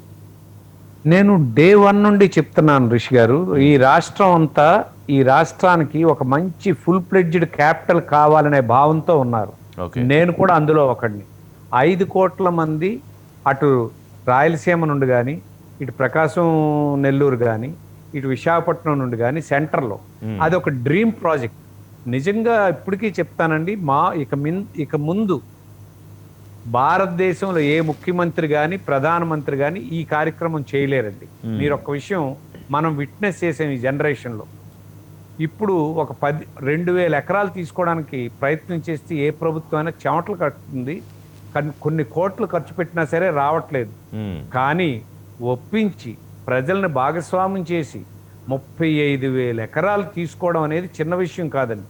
అది ఇంక ముందు ఎవరు చేయలేరు. ఈవెన్ కేంద్ర ప్రభుత్వం కూడా, భారతదేశంలో ఏ రాష్ట్రం కూడా ఇంతవరకు చేయలేదు. మేబీ చంద్రబాబు నాయుడు మీద నమ్మకంతోనో ట్రస్ట్తోనో అప్పుడున్నటువంటి పరిస్థితుల్లో ఆయనకి బీజేపీకి అప్పుడున్నటువంటి పరిస్థితులను కేంద్రంలో చూసి ఈయనైతే చేయగలడని విశ్వాసం కలిగించడం వలన 35,000 ఎకరాలది గవర్నమెంట్ భూమిలో 20,000, 50,000 ఎకరాలు పెట్టి ఒక ఎక్సలెంట్ క్యాపిటల్ మాత్రం వస్తుందని పూర్తిగా విశ్వసించాను, నేను విశ్వసించాను. అందులో చాలా మంది ఉన్నారు. ఇప్పుడు దాన్ని మార్చమని ఎవరు అడిగారు? నువ్వు ఎందుకు మారుస్తున్నావు అనే ప్రశ్నకు సమాధానం చెప్పట్లేదు. మేము మారుస్తాం, నిన్నెవరు అడిగారు? ఫీజిబిలిటీ కాదంటారు, కాదు వైబుల్ కాదు, అమరావతిలో వైబుల్ కాదని బొత్స లెక్కలు చెప్పారు. అక్కడ ఎన్ని మీటర్లు అడుక్కి వేయాలి పునాదులు కట్టాలంటే, బయట అయితే ఎంత ఖర్చు అవుతుంది లెక్కలని చెప్పారు. ఒకటి రాజధాని నిర్మాణం అని అంతా గ్రాఫిక్స్లో చూపించారు తప్ప చేసింది ఏముంది అని ఈ కామెంట్స్ అన్ని కూడా చేశారుగా. 5 ఏళ్లలో చేసింది వాళ్ళ మాటల గురించి మాట్లాడదామా? మీరు నేను మాట్లాడి ప్రజలకి విషయాలు చెప్దాం అనే దగ్గరకు వస్తే దాంట్లోంచి రియాలిటీ తీసే ప్రయత్నం చేద్దాం.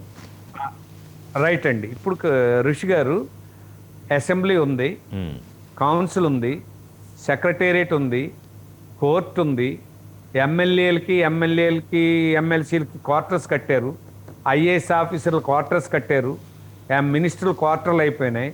అక్కడ నివసించడానికి 1,00,000 మందికో 1,50,000 మందికో బిల్డింగులు కట్టారు. ఆల్మోస్ట్ మాస్టర్ ప్లాన్తో కావలసినటువంటి రోడ్లన్నీ వేశారు. ఇప్పుడు కావలసినటువంటిది ఏంటంటే ఇంకొక 20% ఖర్చు పెడితే క్యాపిటల్ గురించి ఇంకా మాట్లాడవలసిన అవసరం ఏమీ లేదు. నేను పర్సనల్గా పోయి మొత్తం తిరిగి వచ్చి మాట్లాడాను. ఇప్పుడు 1.5 year అక్కడ ఒక పార మట్టి కానీ ఒక తాపి సిమెంట్ కానీ పని జరగట్లేదు. దాన్ని అమరావతిని చంపేయాలి. చంపేస్తే చంద్రబాబు నాయుడికి చెడ్డ పేరు వస్తుంది, తెలుగుదేశంకు మంచి పేరు. దీంట్లో వాళ్ళు ఇన్వెస్ట్మెంట్ ఏమిటి? ఇన్వెస్ట్ చేయడానికి ఏమీ లేదు. క్యాపిటల్ ఎక్కడైనా క్యాపిటల్ వస్తే ఒక్క విషయం మనం మాట్లాడదాం ఋషి గారు.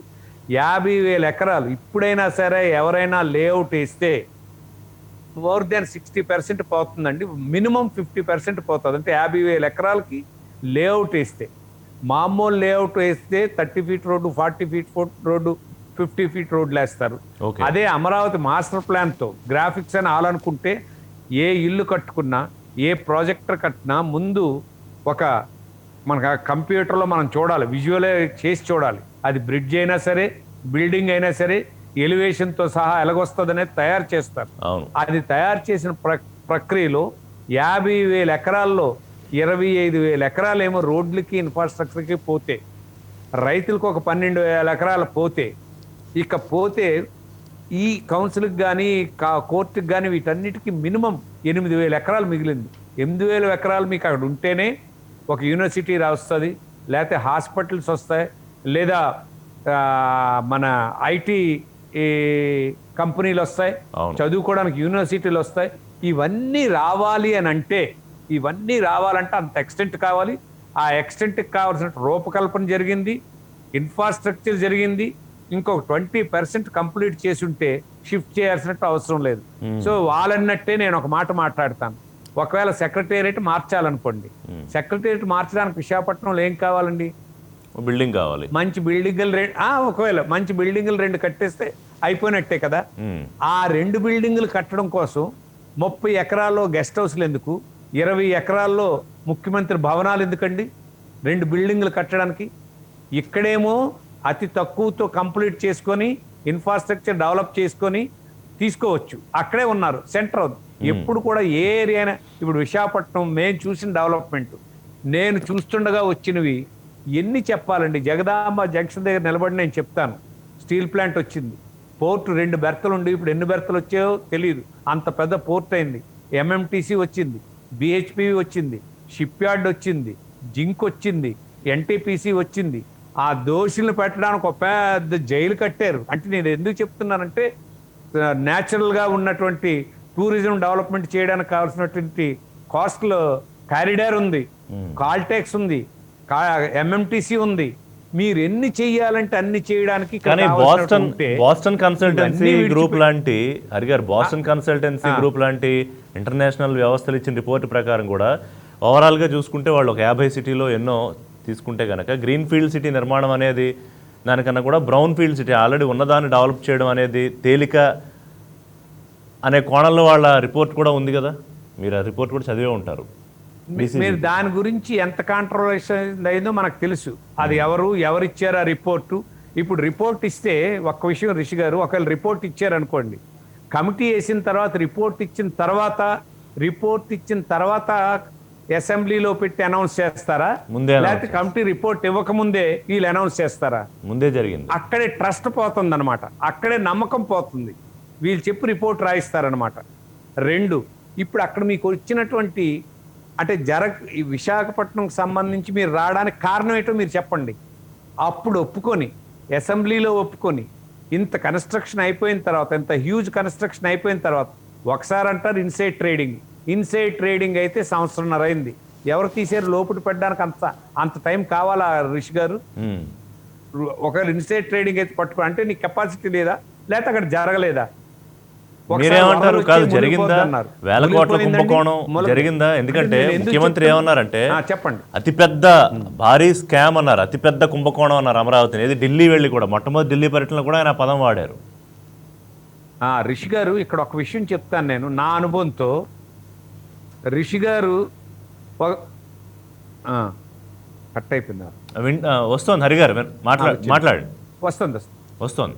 ఇప్పుడు రిషి గారికి 2 లక్షల లంచం ఇచ్చానంటే ఎవడు ప్రూవ్ చేయలేడు రిషి గారు. ఓకే, సబ్బం హరి పని చేసినందుకు 10 లక్షలు కొట్టేశాడంటే నేను డినై చేసేస్తే ఎవరు ప్రూవ్ చేయలేరండి.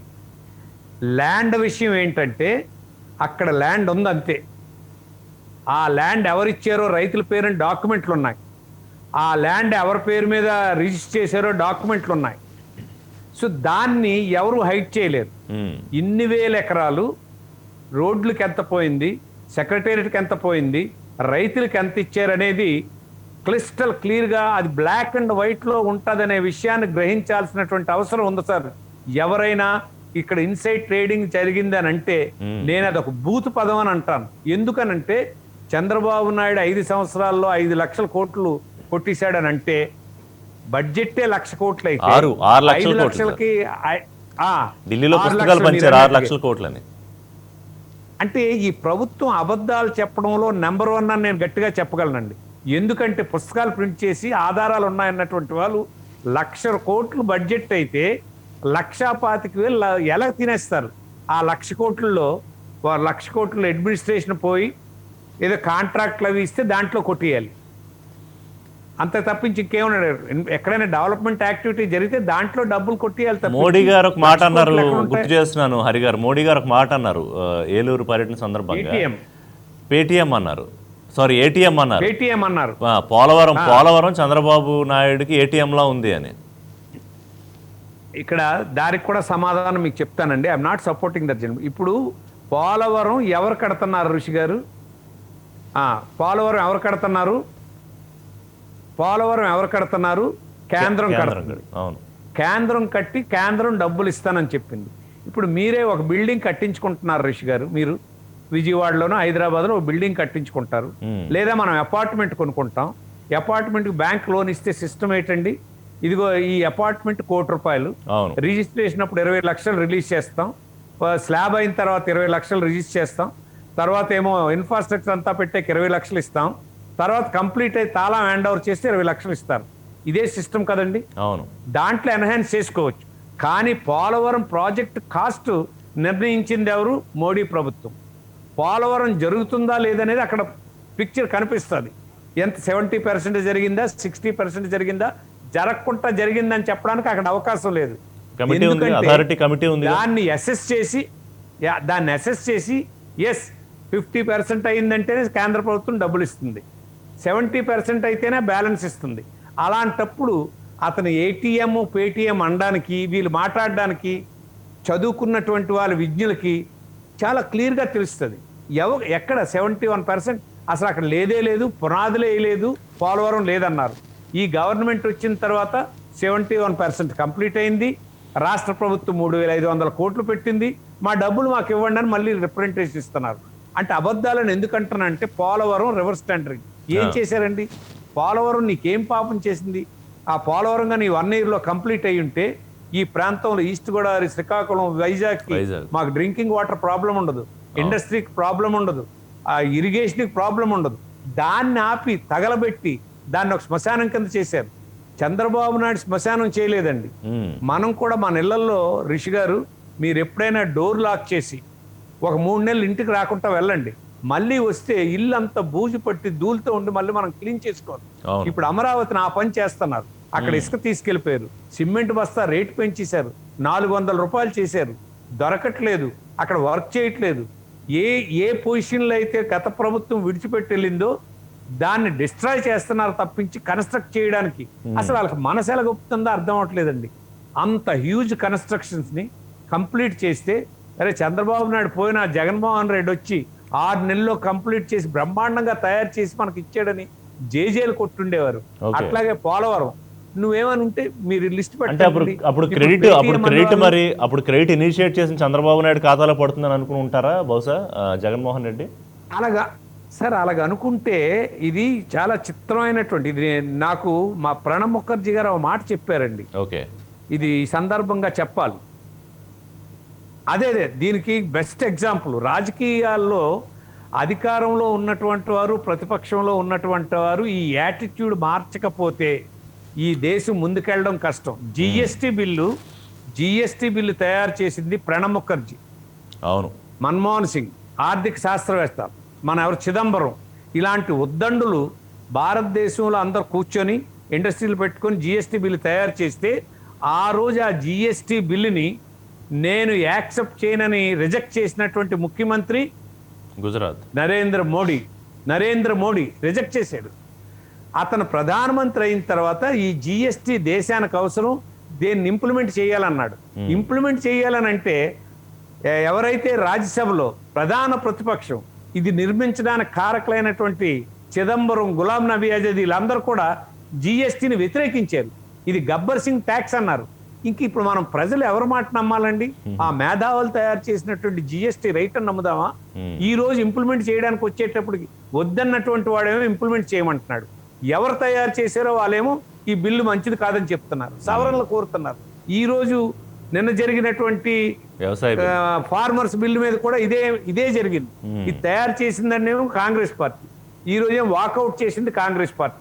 ఆయన చెప్పారు ఇలాగ ఉంటాయి, ఎవరైతే అధికారంలో ఉంటారో అది కావాలంటారు, అధికారం పోయేకేం వ్యతిరేకిస్తున్నారు. ఇక్కడ ఆ మైండ్ సెట్ కాకుండా ప్రభుత్వం వచ్చింది, నాకు అవకాశం ఇచ్చారు, వీటినన్నీ అభివృద్ధి చేసుకొని నేను వెళ్తే ఇదంతా నిరంతర ప్రక్రియ అండి. ఆయన మాట్లాడినట్టుగా ముఖ్యమంత్రులు వస్తుంటారు పోతుంటారు, ప్రధానమంత్రులు వస్తారు పోతుంటారు.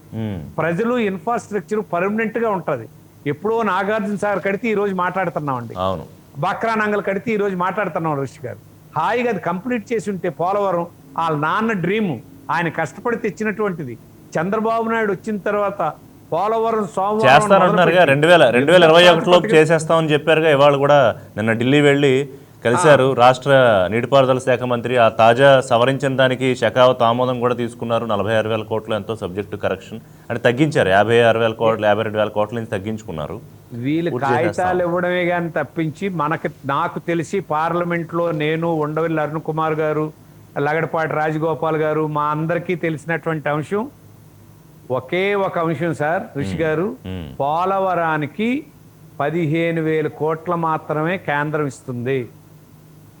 ఒకవేళ పెరిగితే మీరు కట్టకపోతే లేట్ అయితే ఎన్హాన్స్ అయితే ఎవరు ఎందుకు ఇస్తారని మీరు ఎందుకు కట్టలేదని అడుగుతారు. 30,000 కోట్ల దాకా ఉంది కదా హరి గారు.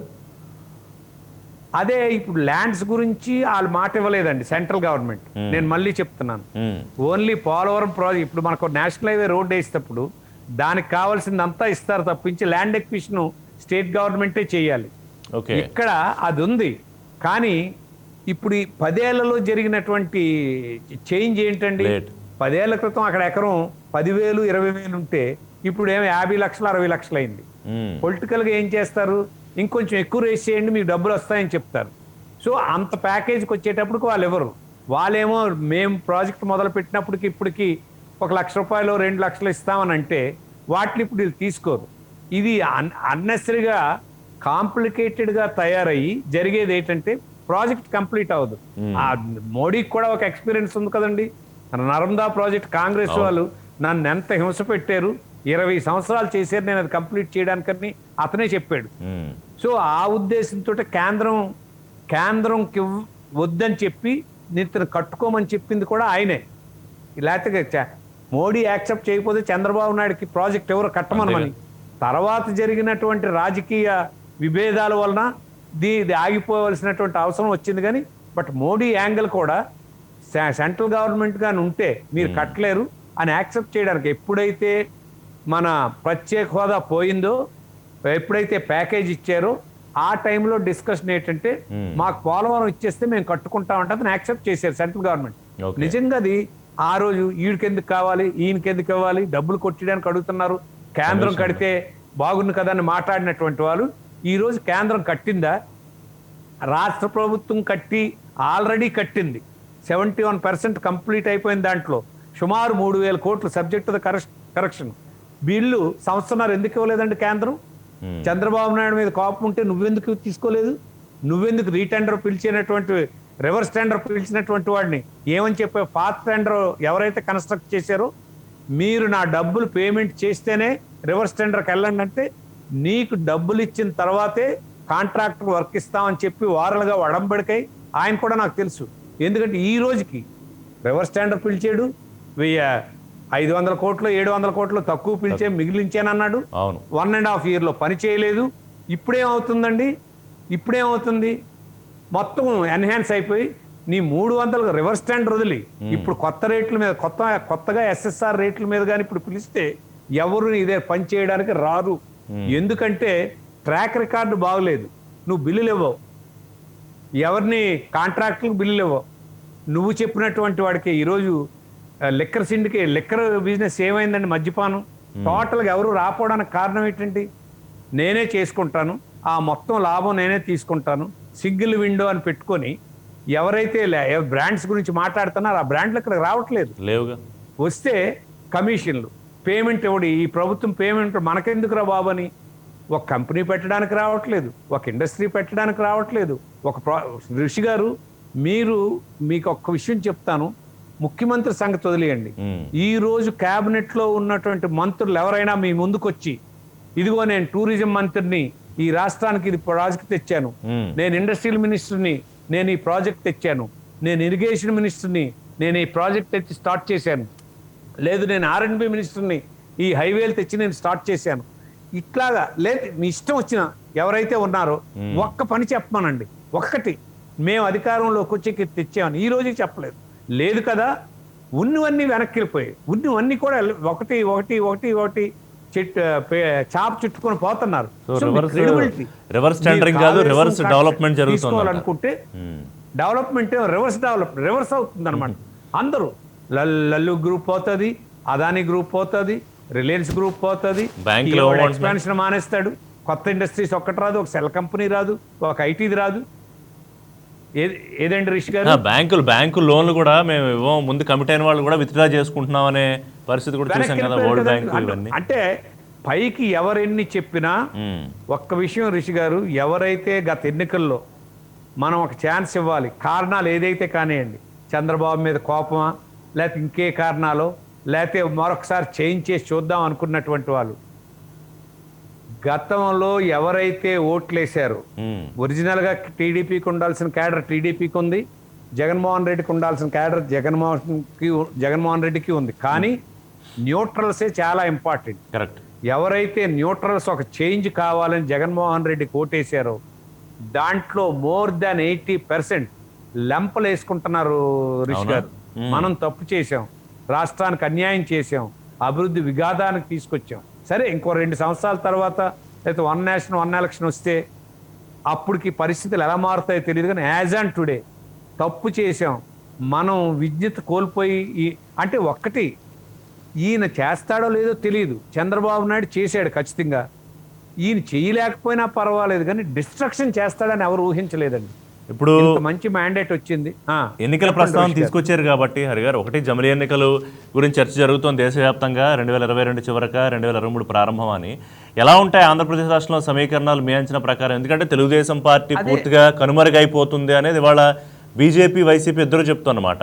So fight YCP versus BJP and Janasena ఉంటుందనేది ఇవాళ రెండు వర్గాలు చెప్తున్నమాట. అటువంటి పరిస్థితి ఉంటుందా? తెలుగుదేశం జెండా కనిపించకుండా పోతుందా? First thing, it is too early అండి. మనం 2021 ఎండింగ్కి వస్తుందా 2022 బిగినింగ్కి వస్తుందా అనేది మనం పక్కన పెడితే, ఒకప్పుడు పవన్ కళ్యాణ్ మొట్టమొదట పార్టీ పెట్టేటప్పుడు ఒక ఫోర్స్గా కనిపించాడండి. అతను మోడీ పక్కన కూర్చొని ఒక్కసారి చేంజ్ అయ్యి ఈ దేశానికి మోడీ నాయకత్వం అవసరం అనేటప్పుడు విజ్ఞతగా ఉన్నటువంటి వాళ్ళందరూ కూడా యాక్సెప్ట్ చేశారండి. ఎందుకంటే అప్పుడు మోడీ ఫోబియా ఉంది దేశం అంతా. ఎస్, తర్వాత ఎప్పుడైతే మోడీ ప్రత్యేక హోదా ఇవ్వలేదో ఇరిటేట్ అయ్యాడు తను. 2 పాసి లడ్డూలు ఇచ్చారు, నేను దీనికి దూరంగా ఉంటాను, ఇంక దీన్ని కలవను, నా పార్టీని కలపమన్నాడని చెప్పాడు. అందుకే రాజకీయాల్లో ఉన్నట్టు వాళ్ళని ఒక మాట మాట్లాడేటప్పుడు తర్వాత దీనికి సమాధానం చెప్పుకోవాల్సి ఉంటుంది అనేది ఒక ఆలోచన చేయాలనేది నా సూచన. నేను ప్రయత్నం చేస్తాను. నేను కూడా అప్పుడప్పుడు ముందు మాట్లాడిన సందర్భాలు ఉంటే ఉండొచ్చు, దాన్ని వెనక్కి తీసుకుంటాను. ఇప్పుడు మరలా అతను బీజేపీ, సరే మొన్న ఎలక్షన్లోనేమో చేదు అనుభవం జరిగిన తర్వాత ఉండి ఒక్కసారి సడన్గా బీజేపీకి వెళ్ళాడు. ఏంటి, ఒకప్పుడేమో రెడ్ కార్పెట్ వేసి పిలిస్తే వెళ్ళనటువంటి వాడు ఈయన మటుకు ఈయనే వెళ్ళి నడ్డా సమక్షంలో కలిసి వచ్చేటప్పుడు నేను ఒక కామెంట్ చేశాను, ఇతను ఆత్మాభిమానాన్ని చంపుకుని బీజేపీలోకి వెళ్ళున్నాడు నాకు అనిపిస్తుందని. కానీ కలిసి వచ్చిన తర్వాత ఒక మాట అన్నాడు, దాన్ని నేను అప్రిషియేట్ చేశాను. ఓకే, నేను బీజేపీలో కలవడానికి ఒకటే కారణం, అమరావతిని ఇక్కడే ఉంచుతానన్నారు కాబట్టి నేను బీజేపీలో కలిశానన్నాను. ఆ రోజు ఆంధ్రప్రదేశ్లో ఉన్నటువంటి వాళ్ళందరూ కూడా అట్లీస్ట్ రాష్ట్రం కోసం ఒక కమిట్మెంట్ తీసుకుని వెళ్ళాడని అప్రిషియేట్ చేశారు. మళ్ళీ ఇప్పుడు వచ్చిన తర్వాత కేంద్ర ప్రభుత్వం ఒకలాగా రాష్ట్ర ప్రభుత్వం ఒకలాగా మాట్లాడుతుంది అనేది చర్చ జరుగుతుంది. నా వరకు కేంద్ర ప్రభుత్వం ఏం చేయలేదు. కానీ నిన్న ఆయన ఒక పత్రిక ఇచ్చిన ఇంటర్వ్యూలో అతను మాట్లాడినటువంటి మాటలు మరలా తన క్రెడిబిలిటీని కొంచెం పెంచే దిశగానే ఉంది. 3 రాజధానులు అనేది నమ్మక ద్రోహం, అది ఖచ్చితంగా అతను అన్నాడు కాబట్టి, అది బ్లాక్ అండ్ వైట్లో ఉంది కాబట్టి మరలా ఒక హోప్ కలుగుతుంది ఇక్కడ. అతను వలన ఈ రాష్ట్రంలో బీజేపీకి లాభం ఉంటుంది తప్పించి, నా అభిప్రాయం, మీరు అడిగారు కాబట్టి, అవునవును, బీజేపీ వల్ల పవన్ కళ్యాణ్కి లాభం ఉంటుందని నేను అనుకోవట్లేదు. ఎందుకు అనంటే భారతదేశం అంతా బీజేపీ ఊపులో ఉంటప్పుడు కూడా ఇక్కడ జరుగుతున్నటువంటి పరిణామాలు ఈ రాష్ట్ర ప్రజలకు నచ్చట్లేదు. ఇంకాను ఒక సంవత్సరంలో ఏదైనా మెరాకిల్స్ జరిగి అద్భుతాలు జరిగి, ఇప్పుడు రేపు ఎప్పుడైనా ఒకసారి 1 year లోపట ఈ పోలవరం కంప్లీట్ చేయడానికి, అట్లాగే బీజేపీ చేసే చర్యలను బట్టి ఒకవేళ మార్పు వస్తుందేమో తప్పించి ఒక్క విషయం మనం యాక్సెప్ట్ చేయాలి రిషి గారు. మొదటిసారి గెలిచేటప్పుడు మోడీ మీద ఉన్నటువంటి క్రేజ్కి, రెండోసారి గెలిచేటప్పుడు 300 సీట్లు వచ్చేటప్పుడు కూడా బ్రహ్మాండం అనుకున్న దానికి, సంవత్సరం తర్వాత కరోనా వలన కానవచ్చు, మిగతా ఆస్పెక్ట్స్ వలన కానీ, జీడిపి పడిపోవడం వలన కానీ, ఆర్థికంగా దానికి మోడీ కారణమా కాదా మనం పక్కన పెట్టిన, నిరుద్యోగ సమస్య పెరగడం, ఖచ్చితంగా క్రైసిస్లో పడడం, ఆర్థికంగా భారతదేశం ప్రపంచం అంతా వచ్చింది, అతని మీద తోసిలేం కానీ ప్రపంచం అంతా వచ్చినా వాళ్ళు వినరు. మాకు నష్టం జరిగింది, మాకేం చేయలేదు, వలస కూలీలు బ్రతకలు కానీ కొంత యాంటీ మోడీ వేవ్ కొంత నడిచింది. దీన్ని మళ్ళీ సరిదిద్దుకోవడానికి అతని దగ్గర పావులు ఉండొచ్చు, లేదా అమెరికా రేపు చైనాతో యుద్ధం అయ్యేటప్పుడు జెండా ఎగరేసారనుకోండి, పోలరైజేషన్స్ అన్నీ మారి Japan, Russia, England, China, America కలిసి భారతదేశం పక్షాన్ని నిలబడి చైనాకి కానీ సరైన లెసన్గా ఇవ్వగలిగితే ఇవన్నీ మర్చిపోయి మళ్ళీ ప్రజలందరూ మోడీ జిందాబాద్ అని వెళ్ళినా ఆశ్చర్యపోను. అంటే అలాంటి ఈవెంట్లు జరిగితే తప్పించి, కానీ ఇక్కడ బీజేపీకి ఇంకా వెయిట్ చేసి చూడాలి. కన్నా లక్ష్మీనారాయణ గారు వెళ్ళిపోయిన తర్వాత, కొత్త అధ్యక్షుడు వచ్చిన తర్వాత, అప్పటి నుండి ఇప్పటి వరకు కూడా అప్ టు ద మార్కు రాలేదంటే ఎప్పుడు కూడా ప్రభుత్వాన్ని వ్యతిరేకించి ప్రభుత్వ వైఫల్యాలను మాట్లాడితే పార్టీ స్ట్రెంగ్తన్ అవుతారు తప్పించి, అధికారంలో ఉన్నటువంటి పార్టీని హక్కును చేర్చుకుంటూ పార్టీ అయిపోయి వెళ్ళిపోయినటువంటి వాడిని ఊరిక రోజు తిడుతున్నారు అనుకోండి, ప్రజలేమో జగన్మోహన్ రెడ్డి ప్రభుత్వం వైఫల్యమైంది, నాశనం చేశాడు, అభివృద్ధి లేదు, ఉద్యోగం లేదు, ఇండస్ట్రీస్ లేవు, రోజు ఈ పోలీసులు నరకయాతన అనుభవిస్తున్నావు అనుకుంటుంటే దాన్ని అడ్రస్ చేయకుండా నువ్వు చంద్రబాబు నాయుడు గ్రాఫిక్స్ చూపించాడు, చంద్రబాబు నాయుడు కట్టలేదు, అప్పుడే భూములు తీసుకున్నాడు, ఇవన్నీ అంటే నేను మాట్లాడితే వాళ్ళని ఏదో క్రిటిసైజ్ చేసినట్టు ఇది జనం యాక్సెప్ట్ చేయట్లేదు. అంటే ఇప్పుడు వైఫల్యాల గురించి సార్ బీజేపీ జనసేన అంటే నాకు ఏమనిపించింది అంటే ఇప్పుడు బీజేపీ మీరు అన్నట్టుగా రాష్ట్రంలో ఒక ఫేజ్ కావాలి, ఆ ఫేజ్ పవన్ కళ్యాణ్ రూపంలో దొరికింది, పవన్ కళ్యాణ్ గారికి కావాల్సిన క్యాడర్ బేస్ బీజేపీ రూపంలో దొరికింది కాబట్టి ఈ కాంబినేషన్ ఒక సక్సెస్ఫుల్ కాంబినేషన్గా మారే అవకాశం లేదా రానున్న ఎన్నికల్లో అనేది. అంటే ఒక్క విషయం రిషి గారు, నేను ఒక విషయం అయితే చెప్పగలను. ఆంధ్రప్రదేశ్లో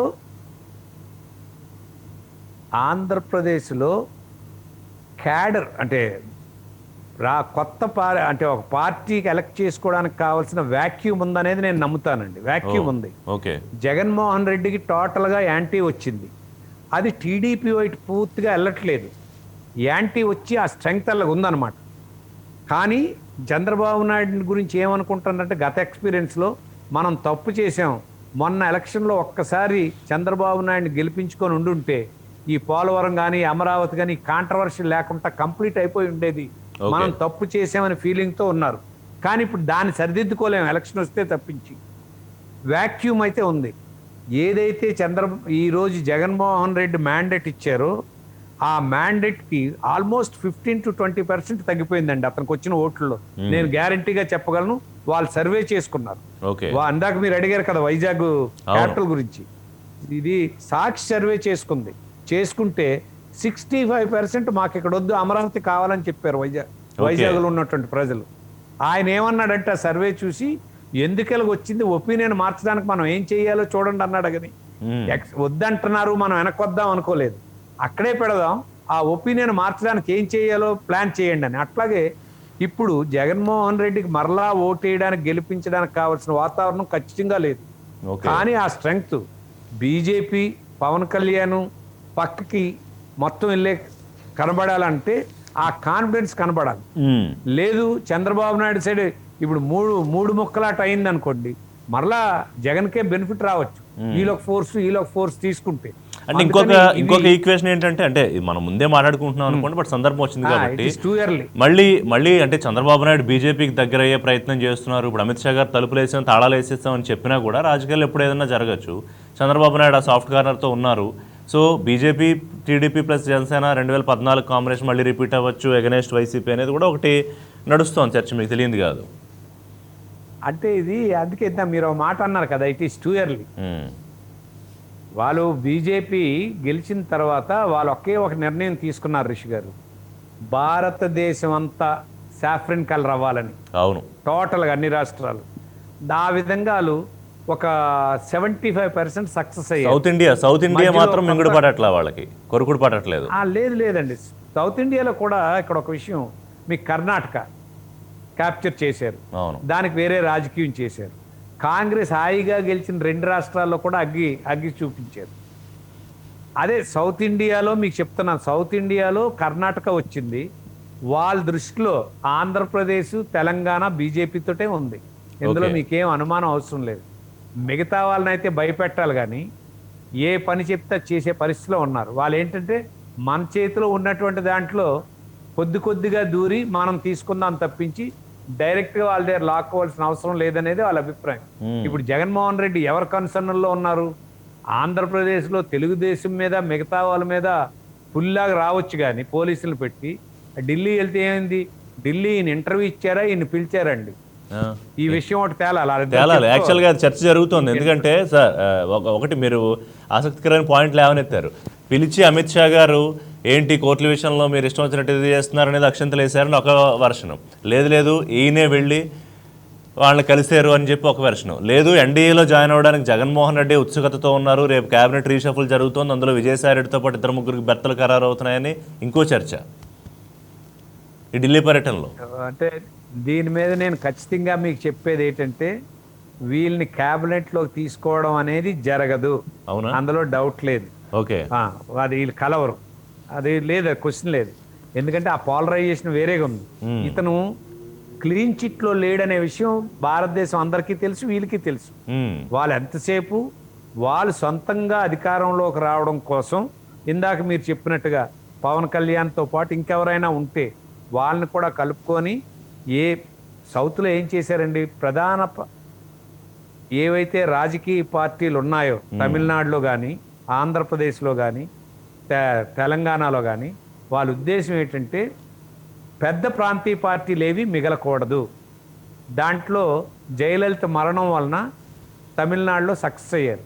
ఇప్పుడు ప్రతిపక్ష పార్టీ లేదు, స్టాలిన్ ఏమవుతాడో తెలియదు. ఇక్కడ మోడీకి ఒక్కడే థ్రెట్ ఈ దేశంలో, చంద్రబాబు నాయుడు. ఒకసారి చంద్రబాబు నాయుడు ఎలక్షన్ ముందు చేసినటువంటి పనికి ఈ రోజు కూడా ఆయన మూల్యం చెల్లిస్తున్నాడు. ఎందుకంటే మోడీని ఎవరు ముట్టుకోలేదు మొదటిసారి గెలిచేటప్పుడు. ఎవరు మాయావతిని కానీ, ములాయం సింగ్ యాదవ్ని కానీ, లల్లూ ప్రసాద్ యాదవ్ని కానీ, ఎవరిని మనకు తెలిసినటువంటి నాయకులందరూ సరెండర్ అయిపోయారు. ఎక్సెప్ట్ సోనియా గాంధీ, రాహుల్ గాంధీ. మిగతా అందరూ కూడా సరెండర్ అయిపోతే ఎలక్షన్ ముందు ఈయన బీజేపీ ఉండదు, ఖచ్చితంగా నేషనల్ ఫ్రంట్ రావడానికి అవకాశం ఉంది కాబట్టి అతనికి ఎగెనిస్ట్గా పార్లమెంట్లో మొట్టమొదట మోడీకి ఎగెనిస్ట్గా జరిపినటువంటి కార్యక్రమం నడుం కట్టింది చంద్రబాబు నాయుడు. ఆ రోజు మయూరు వెస్ట్ బెంగాల్ ముఖ్యమంత్రిని, ఢిల్లీ ముఖ్యమంత్రిని, కర్ణాటక ముఖ్యమంత్రిని, సిపిఎం సిపిఐల్ని, ములాయం సింగ్ యాదవ్ని, మాయావతిని, ఆ పోలరైజేషన్ బీజేపీ తాలూకా పొలిటికల్ ఎజెండా. ప్రాంతీయ పార్టీలు నమ్మకస్తుడు కర్ణాటక ఉందనుకోండి, వాళ్ళని ఏమనరు. ఎందుకంటే అతను హాయిగా పార్టీతో ఉంటాడు, నా అసెంబ్లీ నేను చూసుకుంటాను, మీ పార్లమెంటు మీరు చూసుకుంటాను. ఎప్పుడైతే చంద్రబాబు నాయుడు వీళ్ళందరినీ కలిపాడో దాన్ని టార్గెట్ పెట్టుకొనే మొన్న ఎలక్షన్లో అతను ఓడిపోయినంత వరకు నిద్రపోకూడదని బీజేపీలో ఉన్నటువంటి మహామహులందరూ ఆర్థికంగా కానివ్వండి, లేదా నా ఒపీనియన్ ఈవీఎంలు కానివ్వండి, ఎవరు ఒప్పుకున్నా ఒప్పుకోకపోయినా జరిగిందని ఏదైనా మొత్తం మీద ఒక పెద్ద ప్రాంతీయ పార్టీని క్లోజ్ చేయాలని అనుకున్నారు. రెండో పార్టీ ఏంటి, జగన్మోహన్ రెడ్డి. జగన్మోహన్ రెడ్డి అనేవాడు వాళ్ళ పార్టీ కింద చూడట్లేదు. మనం ఎలా కావాలంటే అలా ఆడుకునే ఒక టాయ్ కింద చూస్తున్నారు రాజకీయంగా. సో ఎట్టి పరిస్థితుల్లో అతను స్ట్రాంగ్ కాదనేది తెలుసు. రెండోది చిదంబరం మీరు అన్నదాని విషయంలో జగన్మోహన్ రెడ్డిని ఎందుకు వాళ్ళు అట్లా చూస్తున్నారన్న విషయంలో నాకు పాయింట్ ఏంటంటే, ఇప్పుడు జగన్మోహన్ రెడ్డి అప్పుడు సోనియాని ధిక్కరించి ఏదైతే పార్టీ పెట్టి వ్యవహారం అంతా చేశారో అప్పుడు ఒక క్రేజ్ వచ్చింది. కానీ ఇప్పుడు ముఖ్యమంత్రిగా బీజేపీ ఏదనుకుంటే అది చేస్తున్నారు, కన్సర్న్లో ఉన్నారంటున్నారు. అంటే అది ఏమిటి, పొలిటికల్ ఈక్వేషన్లో భాగంగా అలా మారిపోయారా జగన్మోహన్ రెడ్డి, లేకపోతే ఇంకేమైనా కారణాలు ఉన్నాయా, అనివార్యంగా సరెండర్ అవ్వాల్సి వచ్చిందా? సోనియా గాంధీతో యుద్ధం చేసేటప్పుడు నా కాంగ్రెస్ వద్దనడానికి కేవలం పొలిటికల్ అండి. బై దట్ టైం మేము ఇద్దరం కలిసే ఉన్నాం. కాంగ్రెస్ పార్టీ ఇంకా మనుగడ పోయిందన్నా మనం వేరే పార్టీ పెడితేనే మనం గెలగలం, ఎట్టి పరిస్థితిలో కాంగ్రెస్ పక్కన మనం ఉండకూడదని ఒక నిర్ణయం తీసుకున్నాడు, పార్టీ పెట్టాడు. ఆ విషయాలు ఇప్పుడు ప్రస్తావించను కానీ పెట్టాడు. పెట్టేటప్పటికి సోనియా గాంధీ మీద యుద్ధం, కడపకి ఢిల్లీకి యుద్ధం అని ప్రకటించాడు. అవును, అప్పుడు ఆయన మీద కేసులు లేవు. కానీ కేసులు పట్టే జరిగింది ఏంటి, నన్ను వదిలేయండి, నేనేమో విభజనకు ఒప్పుకుంటాను, మీరు యాక్సెప్ట్ చేయండి, మీరు ఏం చెప్తే అది చేస్తానన్నారు. సో అది ముందుగా జరిగింది యుద్ధం, తర్వాత జరిగింది సరెండర్ అయినాడు. సరెండర్ అయినంటే ఆ ప్లేస్లో నేనున్నా సరెండర్ అవుతాను, మీకు చెప్తున్నా. ఎందుకంటే నాకు ఆస్తి ఉంది, అధికారం ఉంది. ముందే సరెండర్ అయి ఉంటే 16 నెలలు జైలుకి వెళ్ళక్కర్లేదుగా. జైలుకి వెళ్ళాక సరెండర్ అయ్యాడు. అదే అంటున్నా, జైలు నుండి రావడానికి సరెండర్ అయ్యాడు. రిషి గారు నన్ను కంప్లీట్ చేయండి. యుద్ధం చేశాక కేసు పెట్టారు. అంతకుముందు సరెండర్ అయితే వెళ్ళడు, పార్టీ పెట్టకపోతే వెళ్ళడు. శంకర్రావుతో కేసు ఎందుకు వేయిస్తారు? అవును, అప్పుడు శంకర్రావు కదా కేసు పెట్టినవాడు. కాంగ్రెస్ ఎమ్మెల్యే కంప్లైంట్ ఇస్తే సిబిఐ యాక్ట్ తీసుకుంటారండి. అయిపోయిన తర్వాత 16 నెలలు అయిన తర్వాత సరే కారణాలు వేరైనా సరెండర్ అవ్వాల్సి వచ్చింది. సరెండర్ అవ్వకపోతే మార్గం లేదు, సరెండర్ అయ్యాడు. సరెండర్ అయిన తర్వాత అతనికి ఒక ఆపర్చునిటీ ఏమొచ్చిందంటే ఆ గవర్నమెంట్ రాలేదు. ఆ గవర్నమెంట్ రాలేదు, ఇతను పైన ఉన్నాడు. కాబట్టి బీజేపీకి ఇప్పుడు ఏంటంటే ప్రత్యేకంగా జగన్మోహన్ రెడ్డి మీద ఏం కక్ష తీసుకోవాల్సిన లేదు. ఒకసారి ఆ బెయిల్ క్యాన్సిల్ చేయండి అంటే అయిపోయినట్టే. సో నేను ఇక్కడ చెప్పేది ఏంటంటే అతను వాళ్ళ చేతిలో ఉన్న మనిషిని ఇబ్బంది పెట్టరు. మనం ఏం చెప్తే చేస్తారు. అంటే అంటే మోడీ ఏం చెప్తే సిబిఐ అది చేస్తుంది, అంతే కదా మీరు అనేది? అది జగమెరిగిన సత్యం అండి. అప్పుడులో ఏమనేవారు, కాంగ్రెస్ ఇన్వెస్టిగేషన్ బ్యూరో అన్నారు, ఇప్పుడు బీజేపీ ఇన్వెస్టిగేషన్ బ్యూరో అంటారు. ఇంకా నేనైతే అన్న కానీ మొత్తం భారతదేశంలో ఉన్నటువంటి మేధావులు కానీ ప్రతిపక్షాలు కానీ మాట్లాడుతున్నవి ఏంటండి, మొత్తం వ్యవస్థలనే నిర్వీర్యం చేశాడు మోడీ. ఈసీ ఆయన చేతిలో పెట్టుకున్నాడు, సుప్రీంకోర్టు ఆయన చేతిలో పెట్టుకున్నాడు, పార్లమెంట్ ఆయన చేతిలో పెట్టుకున్నాడు, సిబిఐని ఆయన చేతిలో పెట్టుకున్నాడు అనే మాట్లాడుతున్నారు కదా. అవునా కాదా అనేది ఇన్సిడెంట్ల మీద ఎవరైనా మాట్లాడవచ్చు కానీ, బట్ అందరూ అంటున్న మాట అదే కదా. మేబీ అలాగ ఉంటేనే పరిపాలించగలడేమో, అలా ఉండకపోతే పరిపాలించలేడేమో. అది రైటా రాంగా చర్చ వేరేగా జరుగుతుంది. మామూలుగా అది తప్పు. ఆ వ్యవస్థలు తీసుకొని వాటిని ఉపయోగించి అలాగ అధికారం సంపాదించడం అనేది తప్పు అయినా సరే, అది కాకుండా మార్గం లేదు. ఇప్పుడు ఒక కొత్త ప్రక్రియ ఎన్నుకున్నారు, చూశారు కదా రిషి గారు. ఇంతకుముందు ఒక పార్టీ వాళ్ళు వచ్చి ఒక పార్టీలో జాయిన్ అయ్యి దాని తాలూకా బలం తగ్గిపోయేది. ఇప్పుడు ఏం చేశారు కర్ణాటకలో, అవును, కాంగ్రెస్ వాళ్ళని 15 మందిని రాజీనామా చేసి గవర్నమెంట్ మైనార్టీ కింద చేసి బీజేపీ అధికారంలోకి వచ్చి ఈ 15 మందికి మరలా సీట్లు ఇచ్చి 13ని గెలిపించుకున్నారు. మధ్యప్రదేశ్లో కూడా అదే, మధ్యప్రదేశ్లో అదే, రాజస్థాన్లో అదే ట్రై చేశారు, అవ్వలేదు. అదే నేనేమంటానంటే ఇప్పుడు ఒక కొత్త రాజకీయ ప్రక్రియ మొదలు పెట్టారు. మధ్యప్రదేశ్లో ఏం చేశారు, రాజస్థాన్లో ఏం చేయబోయారు, ఇవన్నీ మనం చూస్తున్నాం. వాళ్ళు గేమ్ ప్లాన్ పెట్టుకున్నారు, ఆ గేమ్ ప్లాన్ ప్రకారం ఇప్పుడు వాళ్ళకి 2 రాష్ట్రాలు మాత్రమే ఏమవుతుందని చూస్తున్నారండి. ఇది వెస్ట్ బెంగాల్, కేరళ. వాళ్ళకు వచ్చిన ఇన్ఫర్మేషన్ ప్రకారం మీకు కూడా ఉందో లేదో, ఖచ్చితంగా వెస్ట్ బెంగాల్లో బీజేపీ ఫామ్ చేయబోతుంది అనేది సర్వేలో వాళ్ళకి వచ్చినటువంటిది. 170, 180 వరకు వస్తాయని. సరే, దాన్ని కట్టడి చేయడానికి ఇది స్పెక్యులేషన్, జరగచ్చు జరగకపోవచ్చు. కమ్యూనిస్టులు మమతా బెనర్జీ కలిసి పోటీ చేద్దామని కూడా మహాగఠబంధన్కి వెళ్దామని ఒక ప్లాన్ చేస్తున్నారని. అంటే రిజల్ట్ని బట్టి మోడీయే గెలిచే పరిస్థితి వస్తే వీళ్ళు కలుస్తారు, లేదు గెలిచే పరిస్థితి లేకపోతే విడిగానే ఉంటారు. కానీ ఆగర్భ శత్రువులు, అవును, మమతా బెనర్జీకి శత్రువు ఎవరంటే సిపిఎంకి శత్రువు ఎవరంటే. కానీ ఈరోజు కమ్యూనిస్టులకి మమతా బెనర్జీ కంటే మోడీ శత్రువుగా కనిపిస్తున్నారు. ఎందుకంటే ఆల్మోస్ట్ దేశంలో ఆ ఉనికే పోయింది. ఆ ఉనికే కోల్పోయినప్పుడు పోలరైజేషన్స్ మారుతుంటాయి. ఇందాక మీరు అన్నారు చూడండి, పవన్ కళ్యాణ్, బీజేపీ, చంద్రబాబు అని, ఇది ఊహకు కూడా అందండి ఎవరికి జరగొచ్చా అని. అది ఆ టైం వచ్చేటప్పటికి ఈ బాధలు అంటే ఒక్కటి ఆయన ప్రయత్నం చేస్తున్నాడా లేదా అంటే, చంద్రబాబు నాయుడు ఖచ్చితంగా జరిగిన తప్పుని రెక్టిఫై చేసుకుంటానని ప్రయత్నం చేస్తున్న మాట వాస్తవం. కరెక్ట్. కానీ వాళ్ళు యాక్సెప్ట్ చేస్తారా లేదా అనేది ఆలిష్టం. ఇక్కడ ఒక విషయం చాలా క్లియర్గా ఒక ఇన్సిడెంట్ చెప్తానండి, టైం ఉందంటే. చెప్పండి. ఏంటంటే మీరు గుర్తు తెచ్చుకోండి, మోడీని భారతదేశంలో ఉన్నటువంటి రాజకీయ పార్టీలన్నీ కూడా మోడీని విమర్శించడానికి జడిస్తప్పుడు, ములాయం సింగ్ యాదవ్ అయితే పార్లమెంట్లో మళ్ళీ మీరే ప్రధాని కావాలన్నారు. మాయావతికి ఒక ఛార్జ్ షీట్ పంపిస్తే లోపు వేస్తుంటే ఆవిడ కాము ఊరుకుంది. లాలూ ప్రసాద్ గారిని పడేశారు, శశికళను పడేశారు. ఎవరు అడ్డొచ్చిన ఆఖరికి చిదంబరం లాంటి వ్యక్తిని కూడా, హోమ్ మినిస్టర్, ఫైనాన్స్ మినిస్టర్ చేసినటువంటి వాడిని కూడా తీసుకెళ్లి లోపల పడేశారు. ఈ పరిస్థితుల్లో మన్మోహన్ సింగ్ని, రాహుల్ గాంధీని, సోనియా గాంధీని కూడా ఢిల్లీ కోర్టుకి రప్పించారు. ఇది కాకుండా ప్రియాంక గాంధీ పాలిటిక్స్లోకి వస్తామంటే వాద్రేనే ఎప్పటికప్పుడు తెస్తున్నారు సీన్లోకి. ఆవిడ వెనక్కి వెళ్ళడం, ముందుకు రావడం, కొన్ని పొలిటికల్గా. హర్యానా భూముల వ్యవహారం. ఇప్పుడు చంద్రబాబు నాయుడు ఆయన విమర్శించాడు, కానీ చంద్రబాబు నాయుడు ఓడిపోయిన తర్వాత థంపింగ్ మెజార్టీతో బీజేపీ అధికారంలోకి వచ్చాక ఈ రోజుకి మరలా చంద్రబాబు నాయుడు ఒక్క మాట మోడీని అనలేదు. మోడీ వాళ్ళు కూడా చంద్రబాబు నాయుడు ఒక్క మాట అనలేదు. చంద్రబాబు నాయుడు అనకపోవడం యాక్సెప్ట్ చేద్దాం, వాళ్ళు కూడా తను ఏమనలేదు ఈ రోజు వరకు. ఎలక్షన్ అయ్యాక వాళ్ళు ఏమన్నా ఓడిపోయిన వాడికి ఇంకెందుకు నన్ను విడిచిపెట్టడమా, లేకపోతే అది రాష్ట్రానికి అప్పు చెప్పి డెలిగేట్ చేసి మీరు చూడండి అనవా అనేది జరుగుతుంది. వాళ్ళు చేసింది ఏంటి, మీకెందుకు, మీరు నాకు అధికారంలోకి వస్తే చంద్రబాబును జైలు పడేస్తానని జగన్మోహన్ రెడ్డి చెప్పి ఉండొచ్చు. కానీ తన ప్రయత్నం చేస్తే ఒక్క ఇష్యూను కూడా చంద్రబాబు మీద అభియోగాన్ని నిరూపించలేకపోయాడు 1.5 yearలో అని నేను ఖచ్చితంగా చెప్పగలను. ఇంకొక కారణం ఇంకొకటి హరి గారు, ఇప్పుడు ఆంధ్రప్రదేశ్ ప్రభుత్వం ప్రస్తుతానికి గట్టిగా ప్రయత్నం చేస్తున్న అంశం పార్లమెంట్లో కానీ కేంద్రంలో కానీ అమరావతి భూకుంభకోణం ఒకటి, ఫైబర్ గ్రిడ్ వీటిపై సిబిఐ విచారణ కావాలి అని చెప్పి పట్టుబడుతున్నా కేంద్రం స్పందించట్లేదు.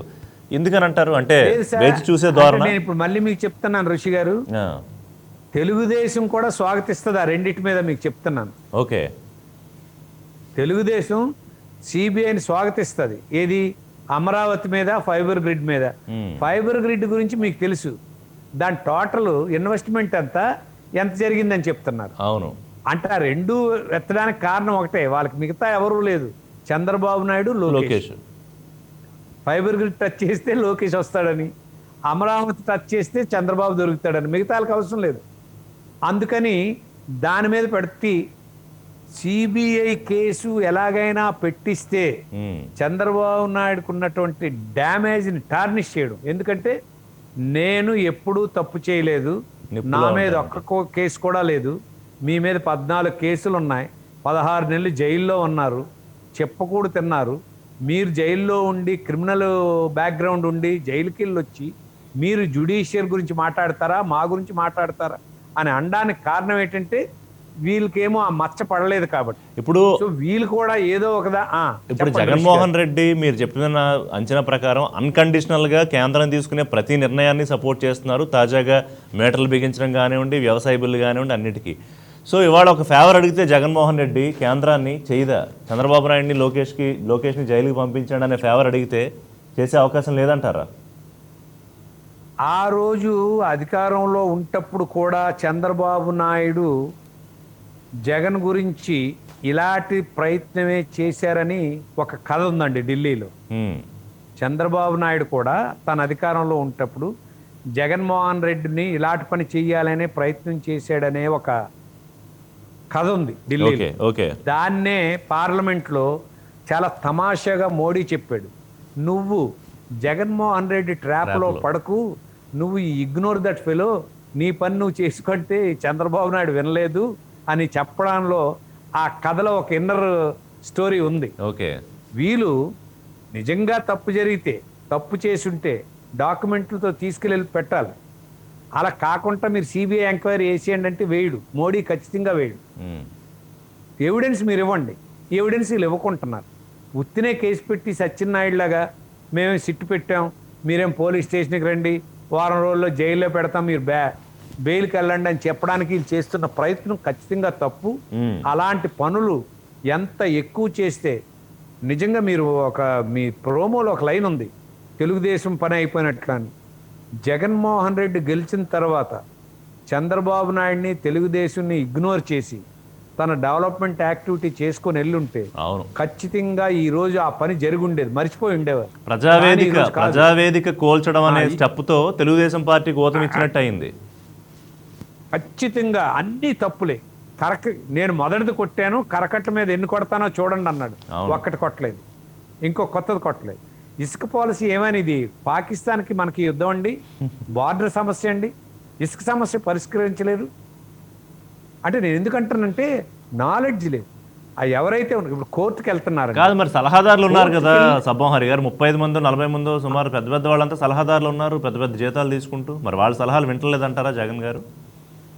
అంటే వీళ్ళు చెప్తున్నారా, అతను వినట్లేదు అనేది కౌన్సిలే ఉదాహరణ. కౌన్సిల్కి ఏం చెప్పాలి? మీరు రద్దు చేయకండి, మీరు అక్కడికి వెళ్ళినా సరే అది రద్దు అవ్వదు కాబట్టి రద్దు చేయొద్దని చెప్తే చెప్పారా, వినలేదా? అలాగే ఇంగ్లీష్ మీడియం చెప్పారా, వినలేదా? మీకు రంగుల మీద కొట్టేస్తే మరొక రంగు యాడ్ చేస్తాడండి, ఎలాంటి జీవో ఇస్తాడండి? బ్లూ, గ్రీన్, వైట్కి మరొక మట్టి రంగు ఏమంటాడు?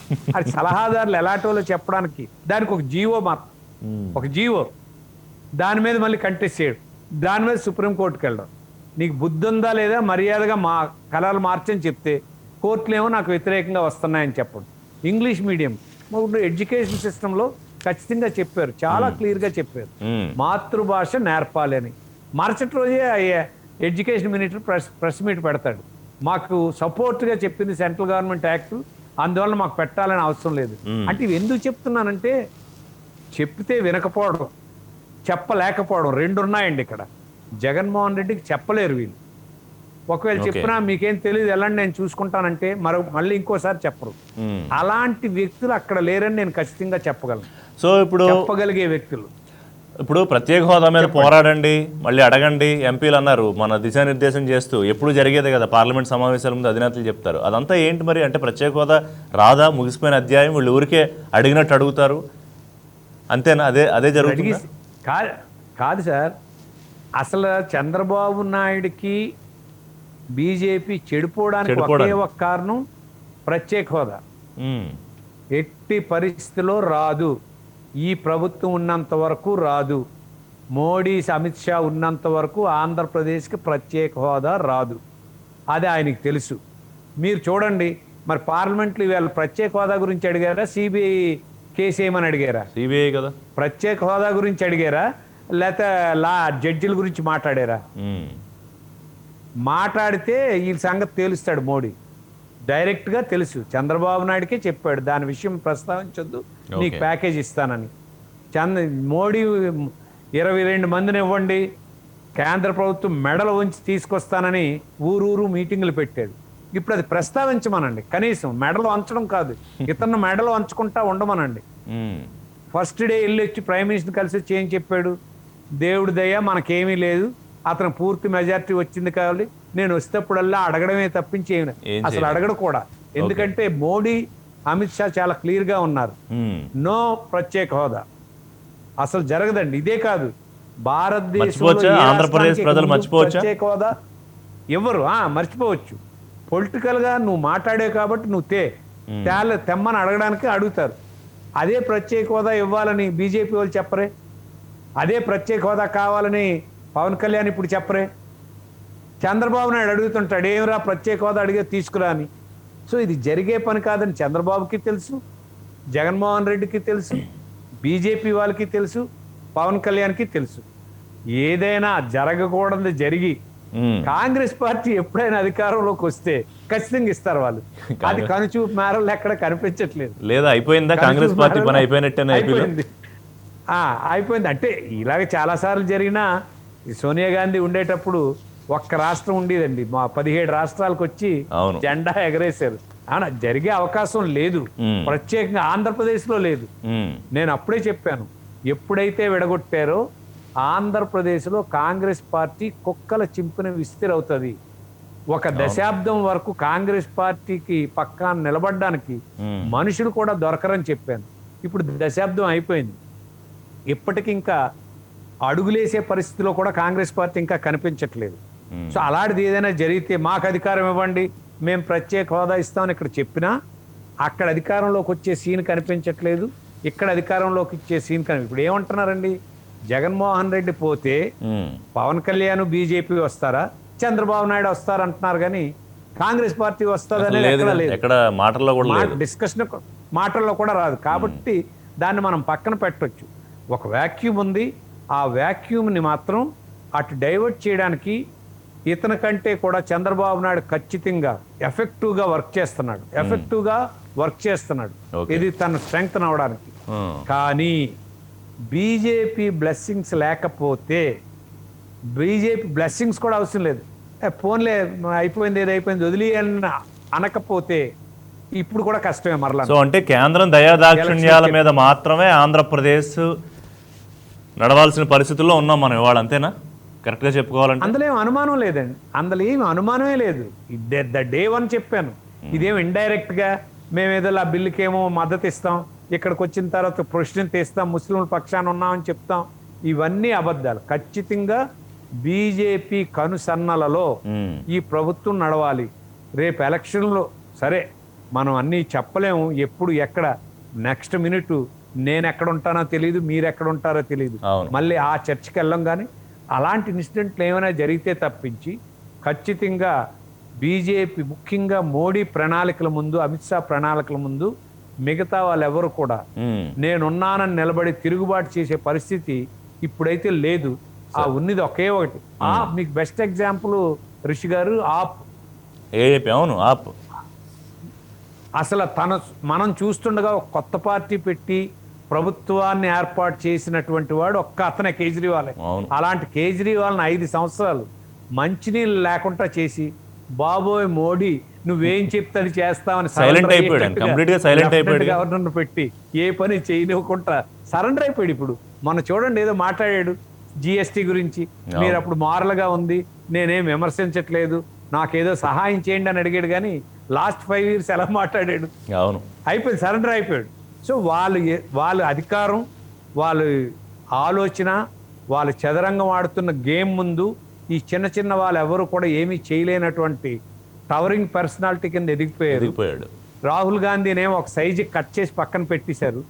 కాంగ్రెస్ పార్టీని ఏం పైకి వచ్చేటట్టుగా లేకుండా ఎక్కడుంటే అక్కడ. మీకు పంజాబ్ కూడా రేపు కెప్టెన్ అమరేందర్ సింగ్ కూడా మారిపోయినా మీరేం ఆశ్చర్యపోకండి. అక్కడ చూడండి సిద్ధు ఎక్కడున్నాడు? సిద్ధు థ్రెట్ ఇచ్చిన వాడిని పక్కన పడేసి వీడేమో పూర్తిగా బీజేపీకి. అసలు రైతుల గురించి పంజాబ్లో ఎలా ట్రాన్స్లేషన్ రావాలండి? వాటికి ఏమీ రాలా. అగ్నిహోత్రంలో తయారవ్వాలి పంజాబ్. కాంగ్రెస్ పార్టీ అసలు ఏమీ చేయలేదు. ఆ కౌర్ చేస్తే ఎప్పుడైతే కౌర్ రిజిగ్నేషన్ యాక్సెప్ట్ చేశారో ఆ నిమిషం అనుకున్నా రేపు యాక్సెప్ట్ చేసేస్తారు, ఫ్లోర్ మేనేజ్మెంట్ జరుగుతుంది, నలుగురు సస్పెండ్ చేశారు, వీళ్ళు వాకౌట్ చేశారు, బిల్ అయిపోయింది. They know how to play the game. లేకపోతే 370 10 గంటలకు టైప్ చేస్తాడండి అమిత్ షా క్యాబినెట్ మీటింగ్లో, 10:30కేమో రాజ్యసభలో ఇంట్రడ్యూస్ చేస్తాడా, 11 గంటలకు గజెట్ పబ్లికేషన్ అంతే. సో వాళ్ళు ఎదిగారు పొలిటికల్. తప్ప రైటా, అలా చెయ్యాలా చేయకూడదా, డెమోక్రసీ ఉందా లేదా, ఇవన్నీ వేరే చర్చల కింద వస్తాయి. బట్ రిజల్ట్ ఓరియంటెడ్ గా వాళ్ళు వెళ్తున్నారు. అందువల్ల ఇప్పుడు ఫరూక్ అబ్దుల్లాని సంవత్సరం ఉంచారు. ఏం చేశాడండి? వచ్చాడు, మామూలుగా వచ్చి వెళ్ళిపోయాడు. సో వాళ్ళు హ్యాండిల్ చేసే విధానం, ఆ ఒక్క పాయింట్ దగ్గర ఇండివిజువల్స్ పార్టీలు సపోర్ట్ చేయట్లేదు, కానీ బీజేపీకి దేశ ప్రజలు సపోర్ట్ చేస్తున్నారు మోడీకి. అది కనిపిస్తుంది అనమాట. అది పర్సంటేజ్ ఎంతవరకు ఉంటుందో చెప్పలేం. ఇక్కడ మాత్రం చంద్రబాబు నాయుడు పూర్తిగా కనుమరుగైపోయినటువంటి మనిషిని ఈరోజు ఒక మరల మాజీ ముఖ్యమంత్రి కాదు, కాబోయే ముఖ్యమంత్రి ఈయన అనే స్థాయికి రావడానికి కేవలం జగన్మోహన్ రెడ్డి చర్యలేని ఖచ్చితంగా చెప్పగలను. అతను వర్క్ చేసుకోవాలి. చెప్పండి మీ గురించి పర్సనల్ గా ఇప్పుడు ఏంటి? సబ్బం హరి ఏ పార్టీతో అఫిలియేట్ ఉన్నారు? తెలుగుదేశం పార్టీలో ఉన్నారా, లేదా తెలుగుదేశానికి అభిమాన నాయకుడిగా ఉన్నారా, మద్దతుదారుగా ఉన్నారా అంటే ఏం చెప్తారు? నేను మొదటి నుండి రాష్ట్ర ప్రజల పక్షాన్ని నిలబడడం నాకు ఇష్టం రిషి గారు. కరెక్ట్. రాష్ట్ర ప్రజల గురించి నిలబడడం నాకు ఇష్టం. రాష్ట్ర ప్రజల గురించి ఎప్పుడైతే జగన్మోహన్ రెడ్డి ఎక్కడ రివీల్ చేయని ఒక పాయింట్ మీద రివీల్ చేస్తున్నా. ఓకే. ఆ రోజు జగన్మోహన్ రెడ్డితో నేను కలిసి ఉండడానికి ఒక ఇన్సిడెంట్ అండి. మేము బ్యాక్ బెంచ్లో అధికార పక్షాలన్నీ కూర్చుంటప్పుడు ఆల్ఫాబెటికల్గా పేర్లు వస్తాయి. అంతకుముందు జగన్మోహన్ రెడ్డి ఎవరో నాకు తెలియదు, నేను ఎంపీ అవ్వకముందు. హెచ్ హరి, తర్వాత ఐ పేరేమీ లేదు, ఇస్మియాలో ఇజాక్ ఏదో ఉండాలి. హెచ్ తర్వాత జే, జగన్మోహన్ రెడ్డి నా పక్క సీట్. కాకపోతే రాజశేఖర రెడ్డి కొడుకు కాబట్టి నాకు పరిచయం, రాజశేఖర రెడ్డి గారితో నాకు పరిచయం. అట్లాగా నా పక్క బెంచ్ మీట్ అయ్యాడు. దురదృష్టవశాత్తు మేము కలిసి కొంచెం దగ్గరగా మాట్లాడుకునే వాతావరణం వచ్చిన 3 నెలల్లోనే తండ్రి యాక్సిడెంట్లో చనిపోయాడు. అప్పుడు ఒక ఫ్రెండ్గా అతను పక్కన నిలబడాలి, ఓదార్పు నిలబడాలని ఒక భావంతో నేను ఉన్నాను. అప్పట్లో అతన్ని ముఖ్యమంత్రి చేయాలని అడిగినటువంటి 150 మంది ఎమ్మెల్యేలు, 20 మంది ఎంపీల్లో నేను కూడా ఒకటి అనుకోండి. అవును. అంటే అవుట్ ఆఫ్ ఇగ్నోరెన్సో లేకపోతే తెలియకుండా ఆవేశంతోటో. కానీ తక్కువ టైంలోనే అది జరగదని తెలిసిపోయింది నాకు. ఐ టోల్డ్ హిమ్, జరగదు, ఇంక యుద్ధం చేయొద్దు, మనం కాంగ్రెస్ పార్టీలో ఉండి మీ నాన్నలాగా ఏదైనా ముఖ్యమంత్రిని చేయడానికి మనం ప్రయత్నం చేసుకుందాం, ఒక ఫోర్స్ కింద ఉందామని అనుకున్నాం. ఒక టైంలో ఈ యాక్సెప్టెడ్, ఇది ఎక్కడా చెప్పని విషయం మీ ద్వారా చెప్తున్నాను ఋషి గారు. యాక్సెప్ట్ చేశారు. అతన్ని షిప్పింగ్ అండ్ సర్ఫేస్ మినిస్టర్గా మినిస్ట్రీ యాక్సెప్ట్ చేశారు. December 24th ఆయన తీసుకోవాలి. ఈ లోపు ఈ రాష్ట్రంలో ఉన్నటువంటి కాంగ్రెస్ సీనియర్ నాయకులందరూ వెళ్ళి మీరు ఇవ్వడానికి వీల్లేదు, మంచివాడు కాదు, ఇలాగలాగని పెడితే అది పోస్ట్ పోన్ చేశారు. అప్పుడు ఆయన పార్టీ నేను ఇక్కడ ఉండను, పార్టీ పెట్టుకుంటాను స్టార్ట్ చేసేటప్పుడు నేను పక్కన ఉన్నాను పూర్తిగా 4 సంవత్సరాలు. మీకు తెలుసు, జైల్లో ఉంటప్పుడు వెళ్ళడం కానీ, అరెస్ట్ చేసేటప్పుడు కానీ అనేక సందర్భాల్లో నా తాలూకా రోలు నేను అనగా నిలబడినటువంటి ఒకే ఒక ఎంపీని కూడా నేను కాంగ్రెస్ పార్టీ. కానీ అప్పుడు కూడా చెప్పాను నేనేమని, నేను కాంగ్రెస్ పార్టీ ఎంపీగా గెలిచాను, పార్లమెంట్లో ఎప్పుడైనా సరే నేను కాంగ్రెస్ పార్టీకే ఓటేస్తాను. నెక్స్ట్ ఎలక్షన్లతో నేను కాంగ్రెస్ పార్టీలో ఉండనని చెప్పాను. ఇక్కడ ఒక విషయం ఏంటంటే జగన్మోహన్ రెడ్డి గాని ఉండుంటే, పార్టీ పెట్టకుండా ఉండుంటే, లేకపోతే పార్టీ పెట్టిన విభజనకు ఒప్పుకోకుండా ఉండుంటే ఈ రాష్ట్ర విభజన జరగదండి. కేవలం జగన్మోహన్ రెడ్డి ఒప్పుకుండా వల్లనే విభజన చేశారు. ఆన్ రికార్డ్ మీతో చెప్తున్నాను. ఓకే, ఆ లెటర్ కూడా ఇచ్చేశాడు. అప్పుడు ఈ జైలు నుండేమో విడిచిపెట్టడం జరిగింది. నాతో అన్నాడు, అన్న ఇంక వదిలేద్దాం, మనం ఏం చేయలేము, 2 రాష్ట్రాలు చేసేస్తారంటే నేను అప్పుడు బై బై చెప్పి నేను సమైక్యాంధ్ర కోసం నేను రాజగోపాల్, అరుణ్ కుమార్, హర్ష్ కుమార్ ఎంపీ మేమంతా లైన్ తీసుకున్నాం. కరెక్ట్. ఆ మీటింగులు కూడా నేనే చెప్పాను, జగన్ నువ్వు ఈ మీటింగులకు రావద్దు, ఎందుకంటే 2 ప్రాంతాల్లో కూడా బోత్ తెలంగాణ ఆంధ్రప్రదేశ్లో కూడా నువ్వు అంటే ఇష్టం ఉంది, జనం కూడా నీతో ఉన్నారు కాబట్టి ఈ మీటింగ్లకు రావద్దు. మీటింగ్లో కూడా నేను చెప్పాను జగన్ పిలద్దని. సో అయిపోయింది. విడిపోయేదానికి ఎప్పుడైతే యాక్సెప్ట్ చేశాడో ఇంక నేను కట్ చేసుకున్నాను. అక్కడ నా రాష్ట్రమే ఇంపార్టెంట్, అందుకే అప్పుడు పనిచేయడం జరిగింది. కానీ మూర్ఖులు కదా కాంగ్రెస్ పార్టీ వినలేదు. వాళ్ళు ఏమనుకున్నారంటే 100-130 వస్తుంది, తెలంగాణ ఆంధ్రప్రదేశ్ విడగొట్టాం కాబట్టి ఈ 42లో జగన్ ఇక్కడ గెలుస్తాడు, అక్కడ కేసీఆర్ గెలుస్తాడు, ఈ 240 మనకు సపోర్ట్ చేస్తే మరలా యూపీఏ 3 వస్తుందని ప్లాన్ చేసి విడగొట్టారు. దీంట్లో ముఖ్య కారకులు చిదంబరం, అందరూ చెప్తారు, అహ్మద్ పటేల్, గులాం నబీ ఆజాద్. కాంగ్రెస్ వాళ్ళు అందరూ తిడతారు. జైరామ్ ఇప్పుడు తెలంగాణ ఇచ్చారండి, ఏమయ్యారండి? ఆవిడు మన పొన్నం ప్రభాకర్ కానీ, వెంకటేష్ కానీ, మన V6 ఆయన కానీ, లేకపోతే ఇంకొక ఆయన ఉండేవాడు, పేరు మర్చిపోయాను, అనితి మీద కంటెస్ట్ చేశారు, మధు యాష్కి కానీ, బొర్రలు ఈ బట్టలు చింపేసుకున్నారు. నేను చెప్పాను ఎలక్షన్స్ వస్తే మీరు ఓడిపోతారని, కలిసే కూడా చెప్పాను, ఒప్పుకున్నాడు ప్రభాకర్ కానీ, నిజమేనన్నా ఇలాంటి రిజల్ట్ వస్తుంది అనుకోలేదని. ఆ రిజల్ట్ వచ్చాక ఈ రాష్ట్రం మొక్కలైన తర్వాత ఆంధ్రప్రదేశ్ అధోగతి పాలైపోయింది. అందుకే ఆ ఎలక్షన్లో జగన్మోహన్ రెడ్డి గెలవలేకపోయాడు. లేకపోతే అప్పుడే గెలవాలి. 62 సీట్లు వచ్చిన వాడు గెలవలేకపోవడానికి కారణం రాష్ట్రం విభజనకు అతనే కారకుడు అనేది స్లోగా ఎస్టాబ్లిష్ అయింది. ఇంక అయిపోయింది కాబట్టి మొన్న వచ్చేటప్పటికి అవన్నీ మర్చిపోయి చంద్రబాబు మీద కోపమో లేదా కొత్త వాళ్ళకు ఒక ఛాన్స్ ఇవ్వాలని ఈ రాష్ట్ర ప్రజలు మళ్ళీ ఖచ్చితంగా జగన్మోహన్ రెడ్డిని ఎంచుకున్నారు. అంటే నేనేమనుకున్నానంటే ఇంత నెగిటివ్ డిస్ట్రక్షన్ యాటిట్యూడ్తో ఉంటారని ఈ రాష్ట్రంలో ఎవరూ ఎక్స్పెక్ట్ చేయలేదండి జగన్మోహన్ రెడ్డి. కొన్ని మంచి పనులు చేస్తారు, కొన్ని ఫెయిల్యూర్స్ కూడా ఉంటాయి, గవర్నమెంట్ నడుస్తుంది అనుకున్నారు. 1 ఇయర్లోనే ప్రజల తాలూకా విశ్వాసాన్ని కోల్పోయినటువంటి ప్రభుత్వం. అంటే మీరు చెప్పగలరా హరి గారు కాన్ఫిడెంట్ గా ఈ నిమిషంలో, అంటే హైపోథెటికలే బట్ మీరు చెప్పిన అంత కాన్ఫిడెంట్ గా చెప్తున్నారు కాబట్టి ఇప్పుడు ఎన్నికలు జరిగితే ఆంధ్రప్రదేశ్లో జగన్మోహన్ రెడ్డి పార్టీ ఓడిపోతుందా? ఇక్కడ మీరు ఈ ట్రయాంగిల్ ఫైట్ గురించి ఒకటి ఆలోచించాలి. ట్రయాంగిల్ ఫైట్ గురించి ఆలోచించాలి. పవన్ కళ్యాణ్ రోల్ ఏంటి, బీజేపీ రోల్ ఏంటి, ఈ 2 తీసుకోకుండా వీళ్ళిద్దరు స్ట్రైట్ ఫైట్ అయితే ఖచ్చితంగా జగన్మోహన్ రెడ్డి రేస్లో కూడా ఉండడండి. చంద్రబాబు నాయుడుకి బంగారు పల్లెంలో పెట్టి అప్పు చెప్పేసినట్టే ఇప్పుడు ఎలక్షన్ జరిగితే. వాళ్ళు కూడా ఇప్పుడు ఈ మధ్యనే సర్వే చేసుకున్నారు, అది నేను చెప్పకూడదు, వాళ్ళకి తెలుసు. సర్వే చేసుకుంటే ఇప్పుడు ఇంత నెగిటివ్ వచ్చిందని అన్నారు. మీకు తెలుసు కదా, ప్రతి రాజకీయ పార్టీ నెలకు ఒకసారి ఎలక్షన్ ముందు ప్రతి నెల చేసుకుంటుంటారు. వీళ్ళు 1 ఇయర్ అయ్యాక చేసుకున్నారు. ఎంత పర్సెంటేజ్ తగ్గిపోయిందో వాళ్ళకే తెలుసు. ఇప్పుడు రెండో విషయం ఏంటంటే వీళ్ళు చాలా తప్పు విషయాలు ఏం చెప్తున్నారంటే ఋషి గారు, ఏది నేనేమో అమ్మఒడి ఇచ్చాను, ఈ డబ్బులు ఇచ్చాను, వాళ్ళందరూ నా దగ్గరే ఉంటారు అనుకుంటున్నారు. కానీ ఆ లబ్ధిదారులు 50 లక్షల మందో 60 లక్షల మందో 1 కోటి మందో అనుకోండి, కానీ 4 కోట్ల మంది ఇష్టపడట్లేదండి. మనకేం పెట్రోల్ ఎక్స్ట్రా వేస్తారా, మనకేం గ్యాస్ ఎక్స్ట్రా వేస్తాడా, మనకేం ఇన్సూరెన్స్ ఉండదా, మనకు ఉద్యోగాలు ఉండవా, మన కరెంటు బిల్లు పెంచుతాడా, మన బస్ ఛార్జీలు పెంచుతాడా, మనమే తీసుకెళ్ళిన డబ్బులన్నీ వాళ్ళకి పంచుతాడా అనేది మొదటిసారి ఆంధ్రప్రదేశ్లో స్టార్ట్ అయింది. మా కష్టార్జితం తీసుకొని మాకు అభివృద్ధి చేస్తే ఈ రాష్ట్రాన్ని పోలవరం కంప్లీట్ చేసిన, కొత్త ఇండస్ట్రీస్ తెచ్చినా, రోడ్లు పెట్టినా, లేదా ఇంకేదో చేసిన, హాస్పిటల్ కట్టినా, యూనివర్సిటీలు కట్టినా, ఎవరైతే కంట్రిబ్యూట్ చేస్తున్నారో వాళ్ళు హ్యాపీగా ఉంటారు. దాంతోపాటు పేదవారిని కూడా చూడాలి. కానీ పూర్తిగా ఇది ఇగ్నోర్ చేసి రాష్ట్రాన్ని భ్రష్టు పట్టించేసి నాశనం చేసి మన డబ్బులు ఇప్పుడు బెస్ట్ ఎగ్జాంపుల్ అండి, పెన్షన్లు ఇవ్వచ్చు. ఈ ఎవరు బ్రాహ్మణ్ అంటారు, నాగా చాకలు అంటారు, మంగళ అంటారు, ఇలా పెట్టేస్తున్నాడు. అది కూడా యాక్సెప్ట్ చేద్దాం. ఇప్పుడు అమ్మఒడి పథకం 15,000 ఇచ్చాడు రిషి గారు. ఈ ఒక్కటే చెప్పి టైం అయిందే మూసేస్తాను. అలాగే 15,000 స్కూళ్ళు ఉన్నాయా రిషి గారు? స్కూళ్ళు నడుస్తున్నాయండి? లేదుగా. స్కూల్ ఉంటే నువ్వు ఫ్రీ అంటున్నావు, ఏం ఫీజులు కట్టవసరం లేదు అంటున్నావు. ఓకే, పిల్లలు బడికి వెళ్ళిపోతే తల్లిదండ్రులు బ్రతకడానికి నేను ఆసరాగా ఇచ్చాను అని అనుకుందాం. ఓకే, వాళ్ళకేం ఎకనామికల్గా సపోర్ట్. కానీ ఆ స్కూల్లే లేవే, ప్రైవేట్ స్కూళ్ళు లేవు, పబ్లిక్ స్కూళ్ళు లేవు.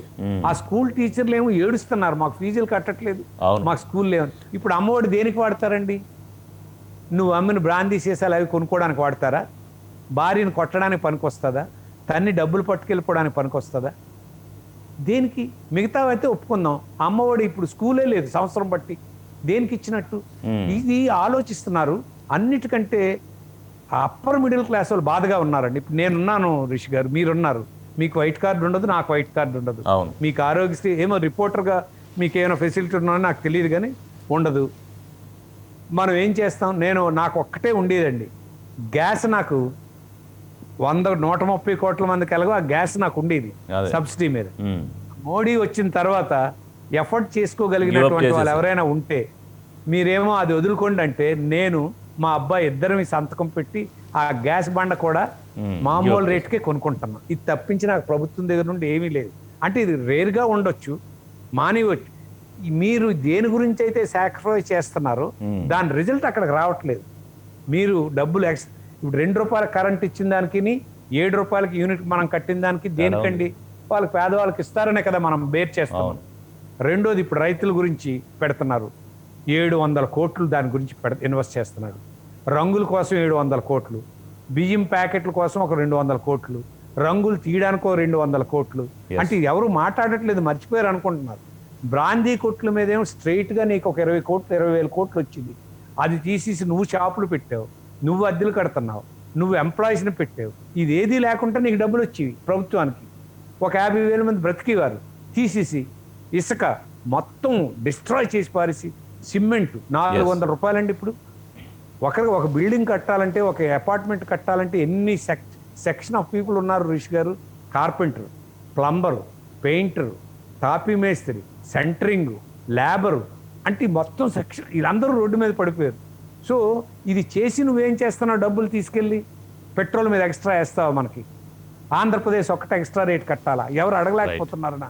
దీని మీద కోర్టుకు వెళ్తారండి ఎవరైనా? సో వెళ్తే నువ్వు పన్ను వేసుకునే హక్కు లేదని అంటారు. హరి గారు, మళ్ళీ ఈ ఇష్యూస్ అన్ని ఇంకొకసారి మనం డిస్కస్ చేద్దాం డీటెయిల్డ్గా. కొన్ని రోజులు గడిచిన తర్వాత డెవలప్మెంట్స్ కూడా జరుగుతాయి కదా, దాని మీద మళ్ళీ ఒకసారి మీ టైం తీసుకుంటాను. నేను ఒక్క విషయం అట్లాగే క్లుప్తంగా బ్రీఫ్గా, అంటే ఇప్పుడు ఇవాళ సబ్బం హరి సీనియర్ రాజకీయ నేతనే పెట్టాను నేను, అయితే ఏ పార్టీతో అన్నా ఉన్నారా అనే ప్రశ్నకు సమాధానం నాకు రాలేదు. అదే జస్ట్ స్లిప్ అయ్యామండి. రాష్ట్రం అని అన్నాను, అక్కడ జగన్మోహన్ రెడ్డి తప్పించుకో. నేను ఏ ప్రశ్న కూడా ఇక్కడ ఏంటంటే, ఏ రోజైతే రాష్ట్రం గురించి నేను ఇంపార్టెంట్ అనుకున్నాను, ఎలక్షన్ అయిన తర్వాత ఉండాలని అనుకున్నాను పార్టీ. కానీ పార్టీ జెండా పట్టుకొని నేను ఈ విషయాలు మాట్లాడాను అనుకోండి, దానికి క్రెడిబిలిటీ ఉండదు.